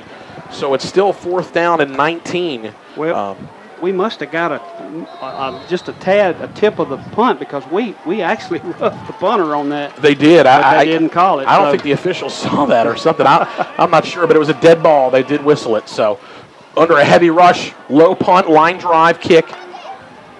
Again, it's going to take a Warriors bounce into Petal territory and down at about the 44-yard line. So, Tommy, that punt's going to go for a net of about 45 yards. Yep. Another good job by Oak Grove to get out from the shadow of their own end zone, but good field position for the Panthers. Yep, There's you're right. 10 minutes and 44 seconds to play in the 4th quarter. Petal trailing 21-10. So Barkern's going to lead his crew out here. Trip receiver split out to the right. They are 57 yards, Tommy, away from making this thing really, really interesting. And I'm looking at the Oak Grove defensive alignment here as they come out of the huddle. Yeah. And they have single coverage out on the right with a single safety over top and a couple of linebackers cheating a little bit. There's going to be Barker in a shifty move, looking for running room. He'll slip out of one tackle and get up to about the 45. To gain of only 1.5 yards. It's going to bring up 2nd down and 8. Yeah, they were ready for Barkham that time. He just had no chance to get outside. We've got a timeout. We have an official's timeout here on the field. Looks like there's an injured Warrior on the field back near the 50-yard line. Ooh. That looks like a cramp. That's a cramp, yeah. That's going to be a cramp. So, hate to see anything bad happen to any of these kids. That's a big part of this Oak Grove team, a guy who plays both sides, John Addison Ford. And Kyle, are you down there on the field? What'd you see? Yeah, it's just a cramp, 15 Ford. He got up, he tried to walk it off, and it looks like a pretty severe cramp. He's in a lot of pain down there right now. Yeah, it's a real hot and humid night. We're back, again, about 90 degrees in the Pine Belt today, just real humid. And you can see the humidity in the air, actually, in the lights across on the soccer field here behind the stadium. So you can tell it is a humid night. So trying to stay hydrated in this long ball game, lots of plays on both sides. It's kind of hard to do. So 2nd down and 8 from the 45. And Tommy, all these plays are so magnified now. Again, Petal trailing by 11. Yep. It's just, even though there's 10-14, 10-13 now counting down, you just feel like there's an urgency to go ahead and get this thing tied up, as quick as you can. Well, we can't tie it now, but 2nd down and 8 from the 45. Down. Barkern's going to look deep down the seam. He's got his receiver open in stride into the end zone. Jesse Jackson on the touchdown, and I absolutely love the reaction of Larson Barkern as he's walking towards his sideline. It's just business as usual. Yep. It's another day at the office. What a beautiful touch pass.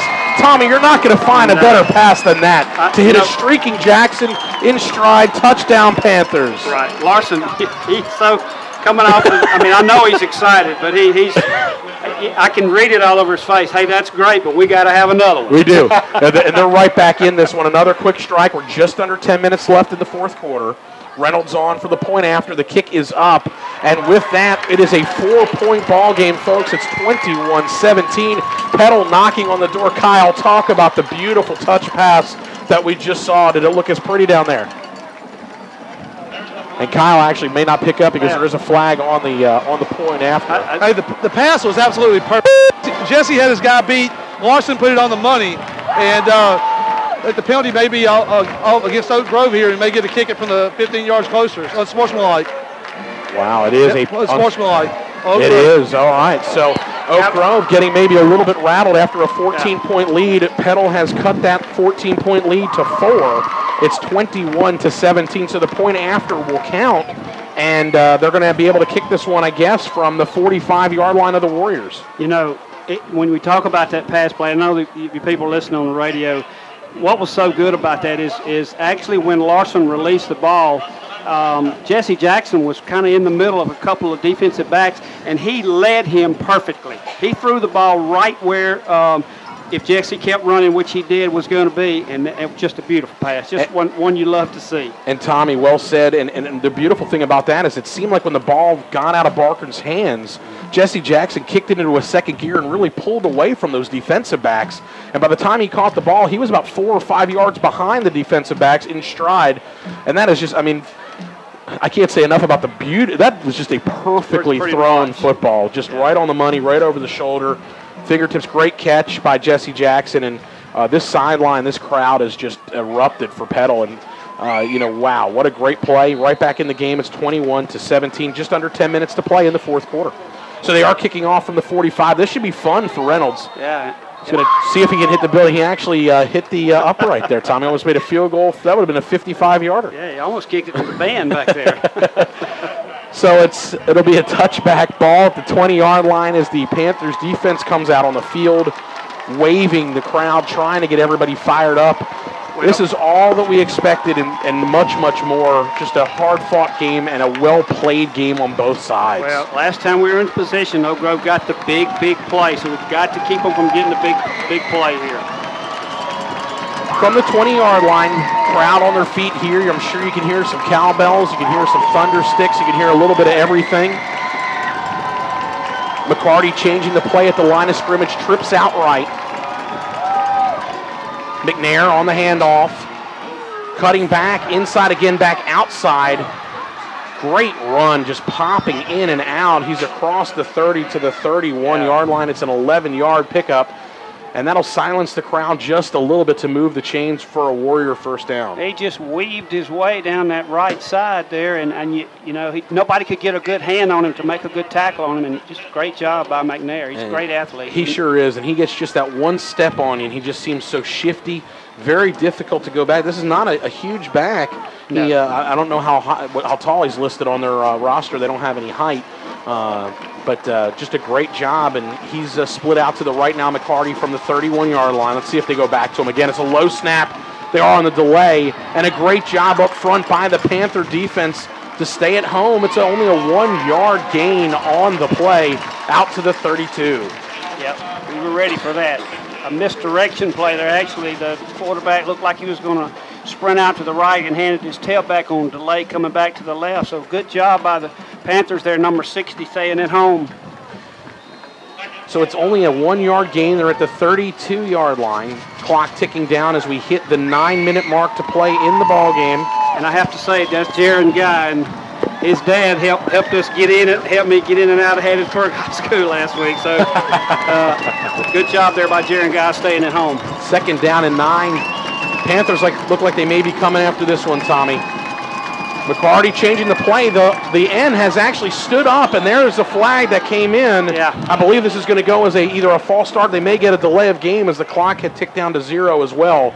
So it looks like an offensive penalty. It is a delay of game. Good job. Well, the defensive players for Petal, I don't know which side, was on the right side of the offensive line for Oak Grove, actually flinched, and they saw it, but the officials didn't. They were trying to get his attention to tell him, but he didn't see it. So, but anyway, we were fortunate enough to get the delay game anyway. Well, this will spot the ball all the way back at the 27-yard line. It's a 5-yard loss for the delay of game. Have you noticed who's on the tight end, Scott, now? Jamarcus is out there, yeah. Second down and 14 on our heavy rush. Good job released underneath the intended target. It's incomplete. Was it a shovel Cameron pass? Myers. No, it was just a regular pass. They ran the slant, a quick slant, and it actually was there. It was just dropped. Cameron Myers had it in and out of his hands. And look at this Petal Panther defense. All 11 guys standing with their arms waving up in the air. The Petal defense standing. The sideline is fired up. I'm going to open the window here, give you a good sense of what you got. This is why we do what we do, Tommy. This is it right here, my friend. Third down and 14 from the 27. Petal looking for a huge defensive play. I hope you can hear me. It sure is loud here. Pass out in the flat. Immediate hit. Are they going to call this a live football? They're going to say it's incomplete on the far side. It was what a great job by this defense. Was that Bonet out there with the big stick? Bonet bowed him up. Let me put it that way. 3 and out, and just like that, the Panthers have all the momentum back, and they're going to get the ball back as Oak Grove is going to have to punt it on 4th down. And look at this! Look at these kids as they come off the side. This is what it's all about right here. Yes, it is. These crowds, the crowds, the kids, everybody's fired. I'm fired up, Tom. I mean, this is just wonderful. I'm trying to hold it right here. I'm pumped too now. 4th down and 14 from the 27. Little back to punt. Gets away a low line drive kick. Fair catch called for, dropped. It looks like a live football. I believe the Warriors have recovered the fumble at the 43, and they did. Williams had it lined up. It bounced into his chest and fell, and the Warriors have recovered it at the 43-yard line. That is a dagger. All the momentum just sucked at the life right out, unfortunately, of this Petal Panther team. Not like him either. He's just not. Oh, that line drive kick. He called for a fair catch, had plenty of time. It hit him right in the chest. I'm watching the replay, and as he dropped down to the ground, he just was unable to fall on top of it, and Oak Grove recovers it in Petal territory at the 43. That's big right there. That is big. We got your defense back on the field again. Cannot allow Oak Grove to score a touchdown here from the 43-yard line of the Panthers. On the delay, cannot get outside, making up for the fumble. Yes, he did. Trevor Williams staying at home, and he is still upset with himself. You can see he's not celebrating on the play. No, that's Trevor Williams. But that's a loss of 7 yards back to the 50-yard line. It's going to bring up 2nd down and 17. Now, Petal would have had great field position. The ball would have been at their own 41, maybe 42. So if they can still hold Oak Grove, they'll get the ball back. Hopefully with some good field position here. Maybe not as good as they had and a lot less time on the clock. Yeah. But remember, trailing by 4, they need a touchdown. Exactly. So big play again as we tick down to 7 minutes and 40 seconds to play. McCarty, heavy rush, hit from behind, and they're going to say his arm was coming forward. It's an incomplete pass, and Tommy, great job again. This defense is so fired up. I'm not so sure. Oak Grove better be glad that ball was not thrown well. Jamarcus Reeves had the beat on it. That was a touchdown. Well, he had the beat on the pass right there to the receiver to the sideline, and that is about the 4th time tonight, 4th maybe 5th time that McCarty has been hit and blown up as he's thrown the football. So if you're just joining us, just to reset quick, there's 7 minutes and 36 seconds left. Oak Grove is going to call a timeout. Yeah. So we'll have time to tell everybody what's going on, Tommy. We'll catch our breath here. Hopefully you're in the car or at home, wherever you're listening here at the stadium. You can catch your breath too. 7:36 to play in the 4th quarter. Oak Grove leading Petal 21-17. Both teams now with 2 timeouts remaining. Oak Grove with a important 3rd down and 17 upcoming from the 50-yard line. And Trevor, he was upset with himself, but what does he do? Comes right back to first play and gets a sack for 5-yard loss. And, dragged. He wasn't letting him get in the way. So good job by Trevor not letting it get to him and getting back out there and making a play. Well, I'll tell you, this sideline is, these fans what a great job. The 12th man has really made a difference here in the second half for Petal. They love their football here on this side of town, and they're showing it tonight. So kudos to these Panther fans. We knew it wasn't going to take a lot for everybody to get fired up about this game. That's exactly right. When Oak Grove comes calling, it's one of those you don't. It doesn't take a lot to want to cheer just that much harder for your team.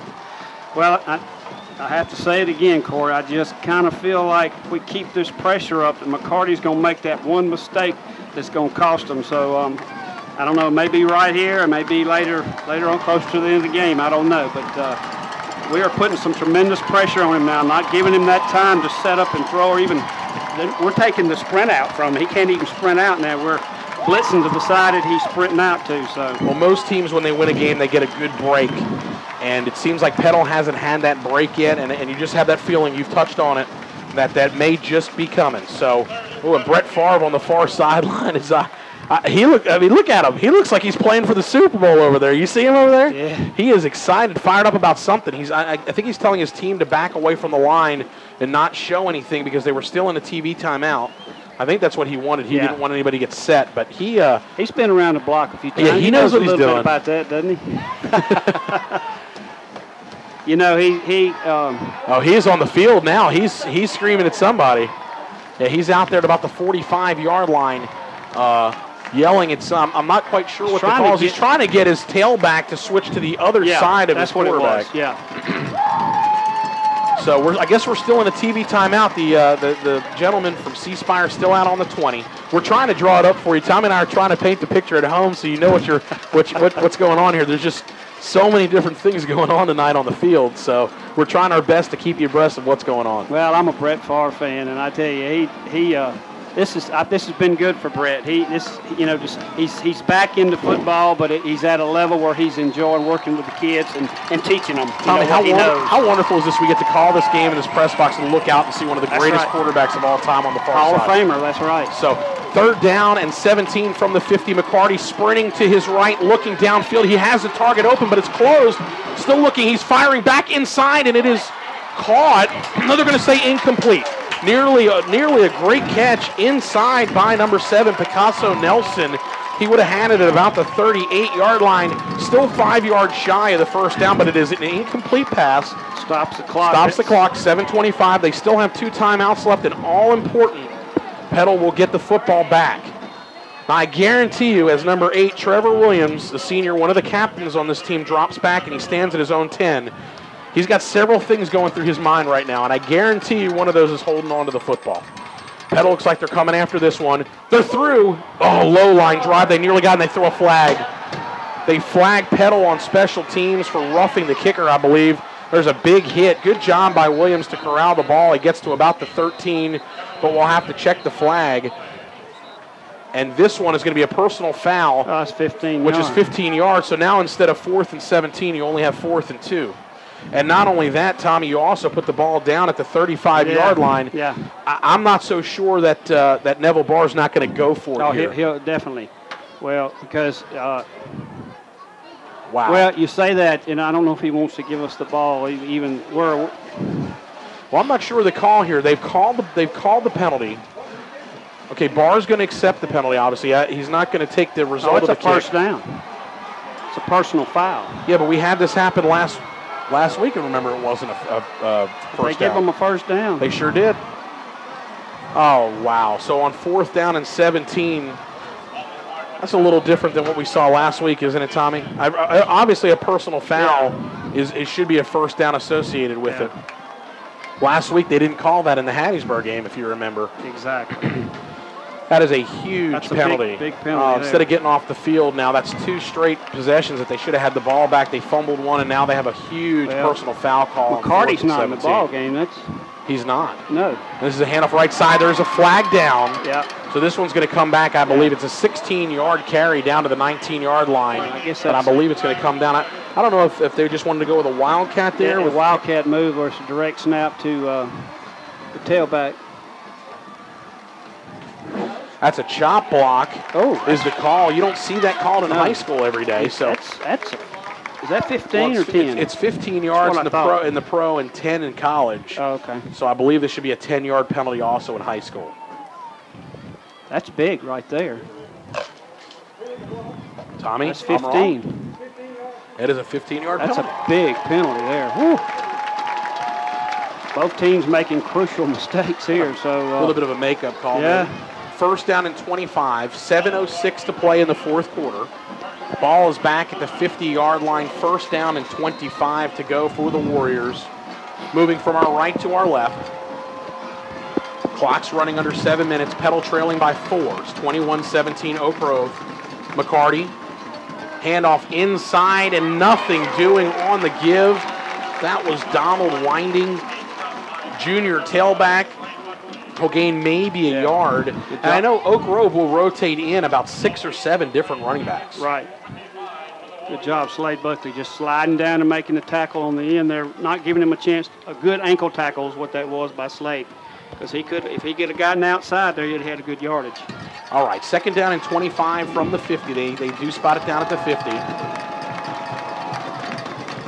Clock ticking down, close to 6 minutes past, out in the flat to McNair. He is hit from behind, dropped at the 50-yard line. Chris Knight. You got to love the enthusiasm of Chris Knight and just his athletic ability. This kid is just an absolute stud. I can't wait to watch what he's going to develop into. Again, as we mentioned earlier, he's just a junior. No gain on the play. We have a TV heat timeout. This is going to be a heat timeout. There's 5:59 to play in the ball game. A big 3rd down and 25. Let's see if this defense can get off the field. 3rd and 25 upcoming from the 50. Kyle, we're going to throw it down to you for just a second. What's the atmosphere like down there? Hey, a defense is just fired up. We stopped them 2 times in a row. It just had some unfortunate plays happen on the punt. This is a huge 3rd down here. I'm wondering if Coach Barr is going to play conservative or he's going to go for a big one. I think our defense can step up to the occasion to give us a chance here with about 5 minutes to take the ball and have a chance to win the ball game. Thanks a lot, Kyle. It's going to be an exciting last 6 minutes of action here. Again, 5:59 to play in the 4th quarter. Oak Grove leading 21-17. Ball's at the 50-yard line. Oak Grove has it as they move from our right to our left. Tommy, it's 3rd down and 25. Petal has really stiffened up on this side of the 50-yard line. We just need to get off the field defensively. I tell you what, C-Spire game of the week. People who are watching at home on TV are getting their money's worth tonight. I tell you what, this is really a good high school football game. You couldn't ask for a better atmosphere and a better football game to watch. So we're just hoping we hope we come out on the winning end of it. And if they're watching at home, that kudos to you to be able to watch it. If you're not here at the stadium, maybe your volume's turned down and you get to listen to Tommy and myself on the call. We'd appreciate it doing that. And, I haven't done this yet this year. I want to send a special shout-out to the folks next door in the booth that run our internet feed. That crew over there, John Rector and his crew over there getting us set up every week. They do just a wonderful job, Tommy. They take good care of us. They make sure we're on the air. They make sure we sound good. They don't make sure we look good. That's not their job, but they do a great job. Well, we already look good anyway, Yeah. We appreciate them. I know they're listening. We appreciate they do a great job bringing you the internet feed. So we're back to live action here. Just about ready to be set. We get to cheater. I love it. In the future, we're not going to be able to look down at the 20-yard line down there, Tommy, unless Petal makes it back to the state championship game. Yep. TV, and it is kind of interesting if you're listening on the radio. Just imagine all the officials, all the players, everybody in the stadium is focused right now on one gentleman with a red hat on, arms folded at the 20-yard line. Because when he signals, gives the winding, we know we're back live for action. He's the gentleman who gets called from the box to tell them that they're back on the air. And I'll tell you what, kudos also not only to these Petal fans, but a great job. These Oak Grove fans have traveled. They're out here in full force. They've packed the sideline on the far side. They love their Warriors. They love their football across town as well. So 3rd down and 25. We're back. Huge play. I don't think it doesn't look like we're going to blitz. If we do, it'll be just a single blitz because I think it seems like we're kind of dropping back such a long yardage to get first down. 4 on the play clock. Yeah, they rotate out beautifully. Pass out in the flat is caught by the big tight end. Tripped up just inside the 40-yard line at the 39.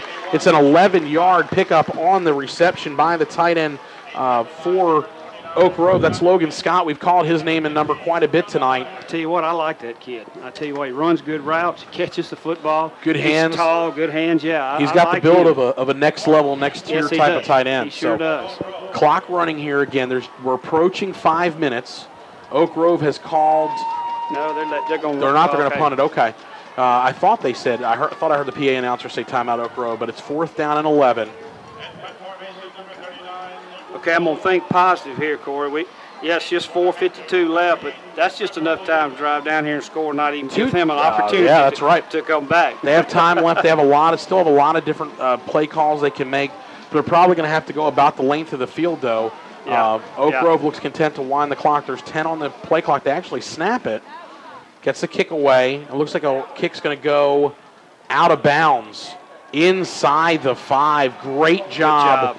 Little did a great job, that coffin corner, as they call it, to kick, bounce inside the 10, and it went out of bounds at the 4. So, Tommy, there's 4:26 to play on the clock.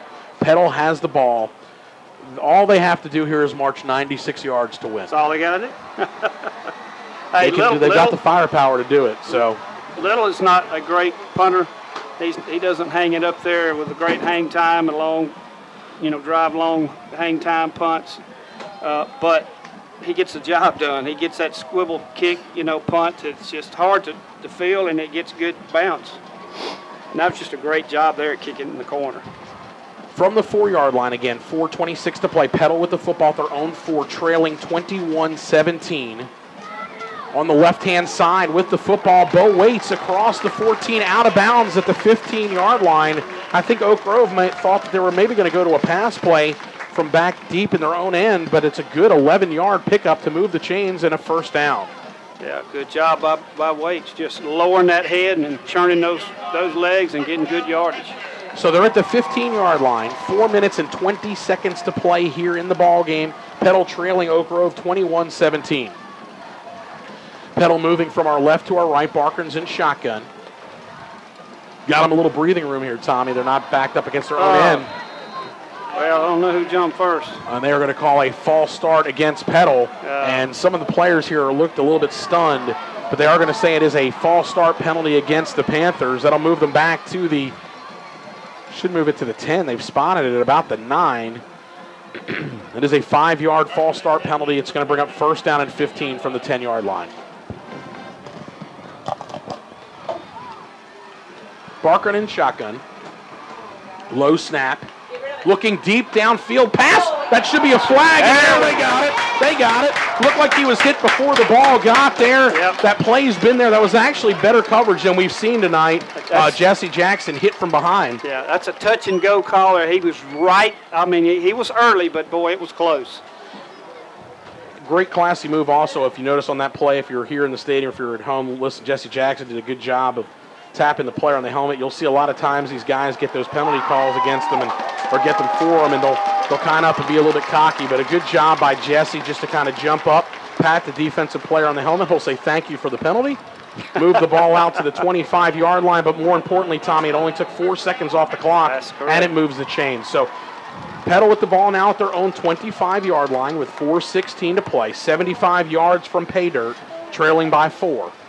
Well, you got Picasso Nelson out here on Jamarcus, so you got two great athletes one-on-one here. So let's see who wins that battle. This is going to be a handoff inside with some room. Waits. Shifty still on his feet across the 45, all the way out to the 47-yard line. That's a 22-yard carry. Tommy, they're almost to midfield. Exactly. Well, what's happening now is there's so much pressure on your defensive back, your corners coming up and trying to man up, and then you got some room up the middle there. Once you bust through the middle, you got some room, and that's what's going on right now. The bag of tricks. In fact, the game clock didn't even move on that last play. Here's a handoff inside. Nothing doing much for Waits, but a good job, good second effort. Gain of 2 on the play. That's what I like about him. He was stopped behind the line of scrimmage and just plunged forward and got, looks like a couple of yards out of it. So they're at the 50-yard line. 2nd down and 8 upcoming for the Petal Panthers. Clock ticking to 3:44 to play in the 4th quarter. Petal 50 yards away from the end zone and taking their first lead of the night. Barkin in shotgun. Quick drop. Pass out in the flat is complete. Good second effort down to about the 41-yard line. Tommy, I think this is going to move the chains or be awfully close. Pass is complete out there to Kai Broom, the junior, and I think that is enough down at about the 41 to move the chains. Yeah, corners are playing soft on them, so that's going to be there. Clock continued to run there. The officials actually let the clock run down. They spotted the ball with 3:17 to go, close to the chains. I'm kind of shocked they let it run all the way down to 3:13, and Coach Boyles on the sideline was getting very upset with the officials for that one. As they've stopped the clock now, they've got it set. It is a first down. Ball's at the Warrior 41 as they wind it live for action. We're down to 3:10 to play and ticking. Again, Petal trailing by 4. 3:05 to go from the 41-yard line. 2 timeouts, so plenty of time. Barkin, good job by the pocket. He's going to run in the running room. 35-30, 25 out of bounds at the 24-yard line. They're actually going to spot him out at the 25. Clock stops with 2:51 to play, and it's a first down for the Panthers at the 25-yard line. We talked about having to go 96 yards, Tommy. They're over 70 now. They're getting closer. You know, Larson does such a great job of when the pocket is collapsed and not running into the collapse there. He gets just outside of it, and that's what he did that time, and found the running room out to the left side for good yardage. Absolutely. We've even seen him step up into that pressure sometimes and do a great job. So The ball's down at the 25-yard line. Clock is stopped with 2:51. Low snap. Barker on the far side on the keeper. 20, 15, out of bounds. He's going to have enough for a first down. They're going to spot him out at the 13. Credit Jesse Jackson on that great downfield blocking ahead of him, which just, gave him much more running room down the sideline. Football's such a funny thing. Sports in general are. 2:44 to go. They got the ball back with less than 5 minutes to play, and we're thinking, okay, can they get down the field? Now you're thinking there's 2:44 left, and you're only 13 yards from the end zone. Of course, you've got to score first, but you don't want to leave Oak Grove too much time left to come back down the field. I agree. I agree. Great job on this drive, really asserting themselves in the second half. Just a great offensive scheme that they've shown by the Panthers here. They've already scored 17 second half points, and they're looking for more. 13 yards away. Handoff inside, not much doing for Mr. Waits. Let me say this. He was a shoestring tackle away from scoring. If he doesn't make that tackle, he's either going to get inside the 5 or score a touchdown. So I couldn't get the number for Oak Grove, but that was probably a touchdown-saving tackle. Well, the second effort lunge will pick up 1 yard for Waits, so they'll spot the ball at the 12-yard line. Clock continuing to run down to 2 minutes and 18 seconds. Plenty of time for the Panthers. Yeah. A lot of anxiety on the sideline, but they have plenty of time with 2 timeouts to go. I think there's more anxiety up here with me right now. I know, we're standing. Other folks in the press box can't stand it either. So there's not 9 yards to go for the first down from the 12-yard line. We're just under 2 minutes to play. And Petal will call their second timeout with 2 minutes left. Well, and I'm not trying to be negative, but we really need to score now, because if we don't, we only have 1 timeout left. You know what I'm saying? And that we definitely need to punch this ball in the end zone with 1 timeout left. Yeah, the clock running with 2 minutes to go. So. But look, you got to call timeout. You don't want to back up 5 yards and make it second down and 15.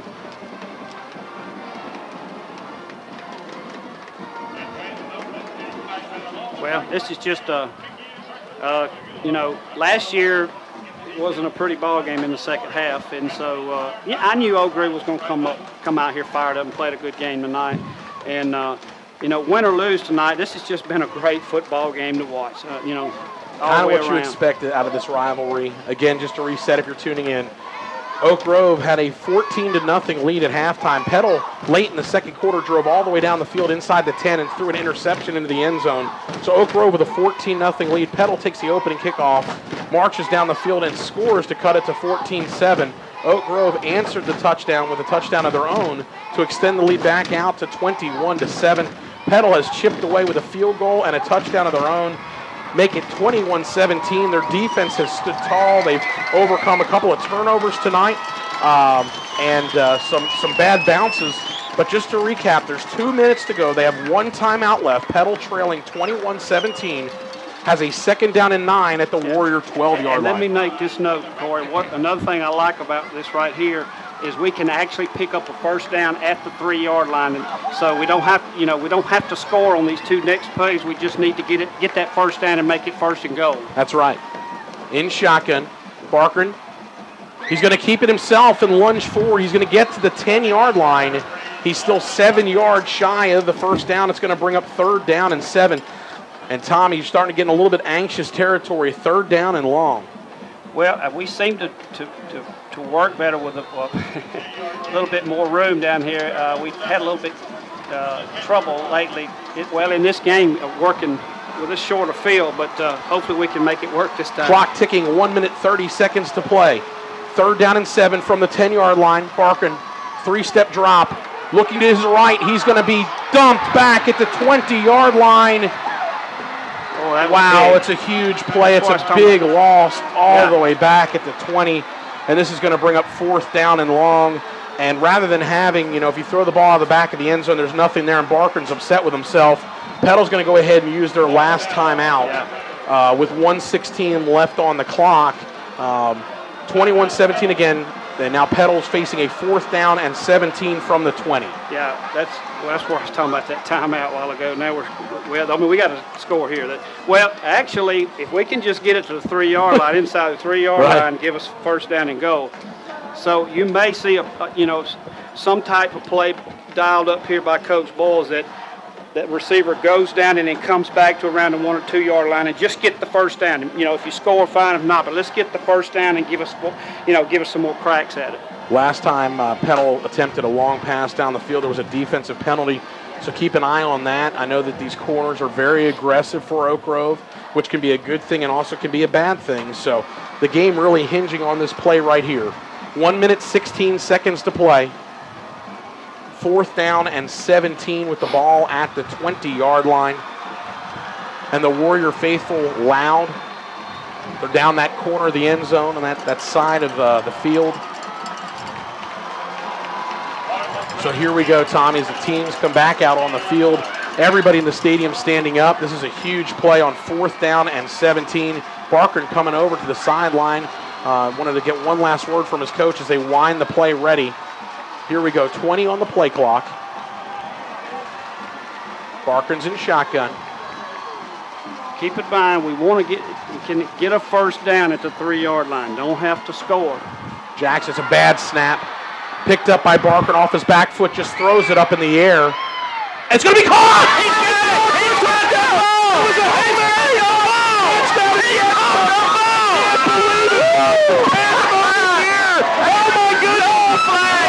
Barker was running backwards and throws the ball off his back foot up into the end zone. Are you kidding me? Wow! Folks, if you're looking at home, you have missed the improbable on a 4th down at 17 from the 20-yard line. Larson Barker took a bad snap. He did. He picked it up off the ground under a heavy rush, just rolling back, somehow fired off the back foot, and it was caught 3 or 4 yards deep in the end zone. The point after is good. The sideline for the Warriors is absolutely stunned. And wow, I'm not even sure who caught that ball. Did you see who caught it? It was Jamarcus. It was Jamarcus. Unbelievable, just for that, just a jump ball, great athletic ability, and that's the play of the game. Wow, I can't see any more than wow. I can't believe I just saw that happen. And Jamarcus, here it is, showing the replay on the board to throw that off of his back foot. What a job! And this place absolutely exploded. And it wasn't even really contested, Tommy. For that to be a jump ball, you would have thought there would have been some players it's almost like they got a little lost, the Warriors, in on that play. Jump ball, what an amazing job. When you watch the replay, it's even more impressive. He pulled that ball actually off the backside of a defender. Kyle, are you still down there? What's going on, Kyle? Oh, I think Kyle's too excited. I'm sure it's too loud down there. But here's the all-important kickoff. It is a low kick. It'll be taken by the Warriors at the 7. Got to get him. There's a little bit of a crease over here near side, still on the street down to about the 34-yard line. 59 seconds left. The score, Petal 24 and Oak Grove 21. I mean, I cannot believe that we just saw that again. Tommy, did it come across to you like it was the defensive backs got a little bit lost on the play? It had to be because, the ball really just hung up because he had to throw it off his back foot because he was under pressure after dropping the snap. Of course, we got a little excited. We were really excited up here, weren't we? Wow. Well, C-Spire's got to, they've got to be thinking, did we choose the game correctly or what? But there's still 59 seconds left. And they have 2 timeouts. And they do have 2 timeouts left from the 34. All they need is a field goal to tie it. It is, again, it's number 6, it's receiver Cameron Myers at the quarterback. So I don't know if their quarterback is hurt. No, but good job of coverage downfield. Myers looking for the deep ball. He's going to fire it downfield. And the adjustment, that was McCarty on the adjustment inside the 30, but it's incomplete. That took a lot of time off the clock. Yes, that ran 12 seconds off the clock, and it goes as a long incompletion. And I felt like I was playing backyard football. He kind of signaled for his receiver to go deep, and he threw it. Well, I was a little disappointed there. It seemed like we just kind of watched the ball being thrown. Nobody broke for Petal on the ball because the ball hung up. Yeah. Big time hung up. But anyway, it wasn't complete. So they talk about defining plays, Tommy. Can you think of a play that may define this season more than that one? Wow, I've seen some big ones, but that tops it right there. It's been an honor to call this game with you, my friend. What an amazing play. So McCarty back at the helm under a heavy rush. Back, he has to throw right left-handed. flag. They throw a flag for intentional grounding. And oh my goodness, you can't say enough of how much of a difference Chris Knight has made. Wow. And I'll tell you what, this sideline, these fans are going absolutely crazy. Warrior Nation across the field, Tommy, absolutely stunned. They're still in total disbelief. Yep. They had this game right in the palm of their hand. Sure did. We got an intentional grounding call. What's more important about that is the loss of down. It's just the same as a sack, actually. Down, exactly what happened. So it's going to be from the spot of the incomplete pass. I'll tell you what, to get rid of that football, he changed hands when he threw that football. that was pretty athletic play. Fumble it. That's unbelievable. I know, it's pretty athletic play. So back at the 10-yard line, 3rd down and 29, 41 seconds to play. Warriors trailing by 3. Why can't I rest easy, Corey? I've seen Neville Barr pull out some amazing wins now, I'm telling you. And after what we just saw a minute ago with Jamarcus Reeves' touchdown in the end zone, I don't know if I've ever called a game where I didn't even know who scored. It was just crazy. Pass incomplete on the little seam route. Harvey would have been there. It was just a little 5-yard seam pass, incomplete. And now the all-important 4th down and long. 4th down and 34 from the 10-yard line. Can't get no bigger than that. No, I feel like a rock singer at a concert. I think we're about to lose our voices. This is absolutely unbelievable. Well, McNair does not throw the ball near as well as. He may have more. He may can throw it more deeper than Kurt McCarty, but he doesn't look as comfortable back there under pressure. I look for Jody to really bring some pressure here. So this is it. 4th down, 34 yards to go, 36 seconds. Oak Grove with the ball at their own 10-yard line. Watch Petal dropping back in their deep coverage. And there's a flag down on the field. I believe it's a delay of game. I don't think they got the playoff in time. They didn't. The clock ran out to 0, so this will back them up just another 5 yards. Put the ball at the 5-yard line. Wow. They're going the right way, Corey. Wow. I don't know what else I could say about this game. It's just been unbelievable. I won't rest easy until we stop them here. This is it, Tommy. I've watched Neville Barr so many times. 36 seconds left. 4th down and 39 from the 5. They need to get all the way out to the 44. Petal's going to bring just 3. He's going to throw the ball from about his own goal line. There's nobody back there but red jerseys, and it's intercepted by the Panthers. Now I can breathe. Back at the 45-yard line. You can wrap this one in red and white. It's going to be a Petal victory. They're going to improve miraculously to 2-0 in the district, 5-1 overall.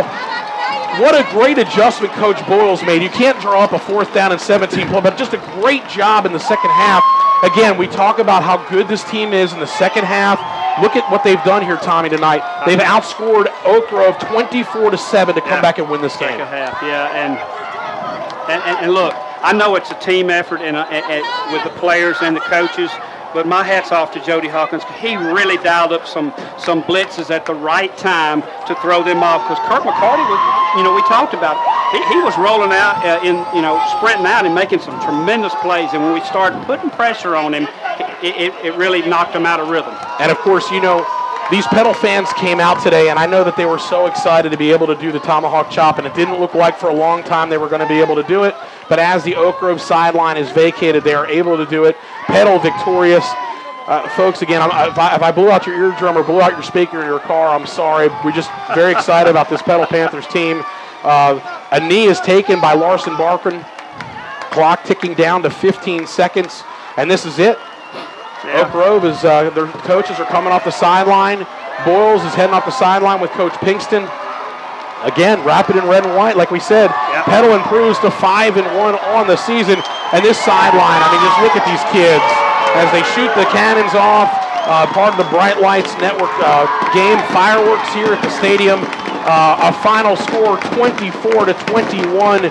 Petal, a game that will go down in the history of this rivalry, obviously, but a game that's going to really go down the lore of Petal football, Tommy. Yeah, no doubt about it. And and the good thing about it, of course, we won the football game. It was, all the gala before the game with the skydivers and everything. I mean, that was all great, and it just set the tone, for a great football game, and that's what we got. So I'm like you, Corey. I mean, it couldn't have worked it out any better. Of course, Oak Grove really played well tonight. The Oak Grove people that I talked to this week just really didn't think they had a chance.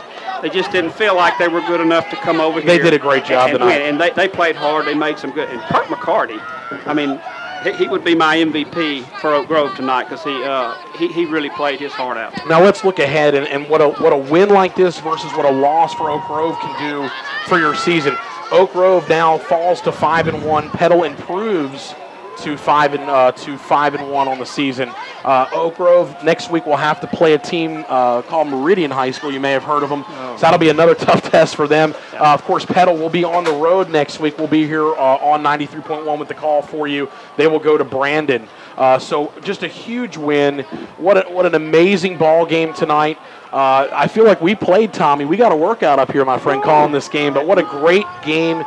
Just a great effort all the way around. Just a fun ball game. And you have any closing thoughts about this one? I think the game kind of speaks for itself. It does. And again, the adjustments that you talked about that were made at halftime because of the success that Oak Grove was having moving the football and McCarty sprinting out and making some just spectacular throws.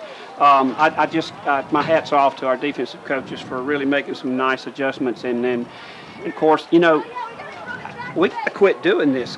we got to get some leads in the first half where we don't just sweat it out like that. But I understand. Oak Grove played really well, and even though they lost tonight, I think Oak Grove's players know, hey, Petal is one of the top teams in this division, and we almost beat them at their place. So even though they lost, this has got to give them some confidence. Absolutely, and well said. I can't say enough again, Tommy. It was an honor to call this game with you. It's always great to be up here and be on the call with you. Wow, I still can't get over that last play. Again, a 4th down and 17 from the 20-yard line. Everything went wrong to start the play. It was a bad snap. Yes, it was. Your quarterback, Larson Barker, pulls out before he had the ball. He had to reach down and get it, so he has no momentum going in any direction. He comes in. They brought the house, Oak Grove did, and just kind of backpedaling to throw off his back foot up in the air, a short Hail Mary. Yeah. But Jamarcus did a great job of following the football in traffic, coming down with the ball, and just what an athlete. And whether it's high school or college, Corey, you depend on your senior leadership to make plays, to lead your team. Hey, senior to senior tonight. He made he had the bad snap. He was able to get out there and make the throw, and your senior caught the ball for the winning touchdown. So that's what you like to see out of your seniors, on your football team. But I'm excited. We'll celebrate this a little while and get ready for a really good Brandon football team. Absolutely. Brandon's still coming into this week is undefeated as well. They can motor the football on the ground. They're very fast and athletic, so it should be a good test next week. Again, our final score here from Panther Stadium, Petal 24, Oak Grove 21. Petal waited to the last minute of the game to take their first lead, but that was enough. They win the game 24-21. They improve to 5-1 overall, 2-0 in district play. Oak Grove falls to 5-1, and they are now 1-1 in district play. Again, our final score here from Petal Panther High School, 24-21.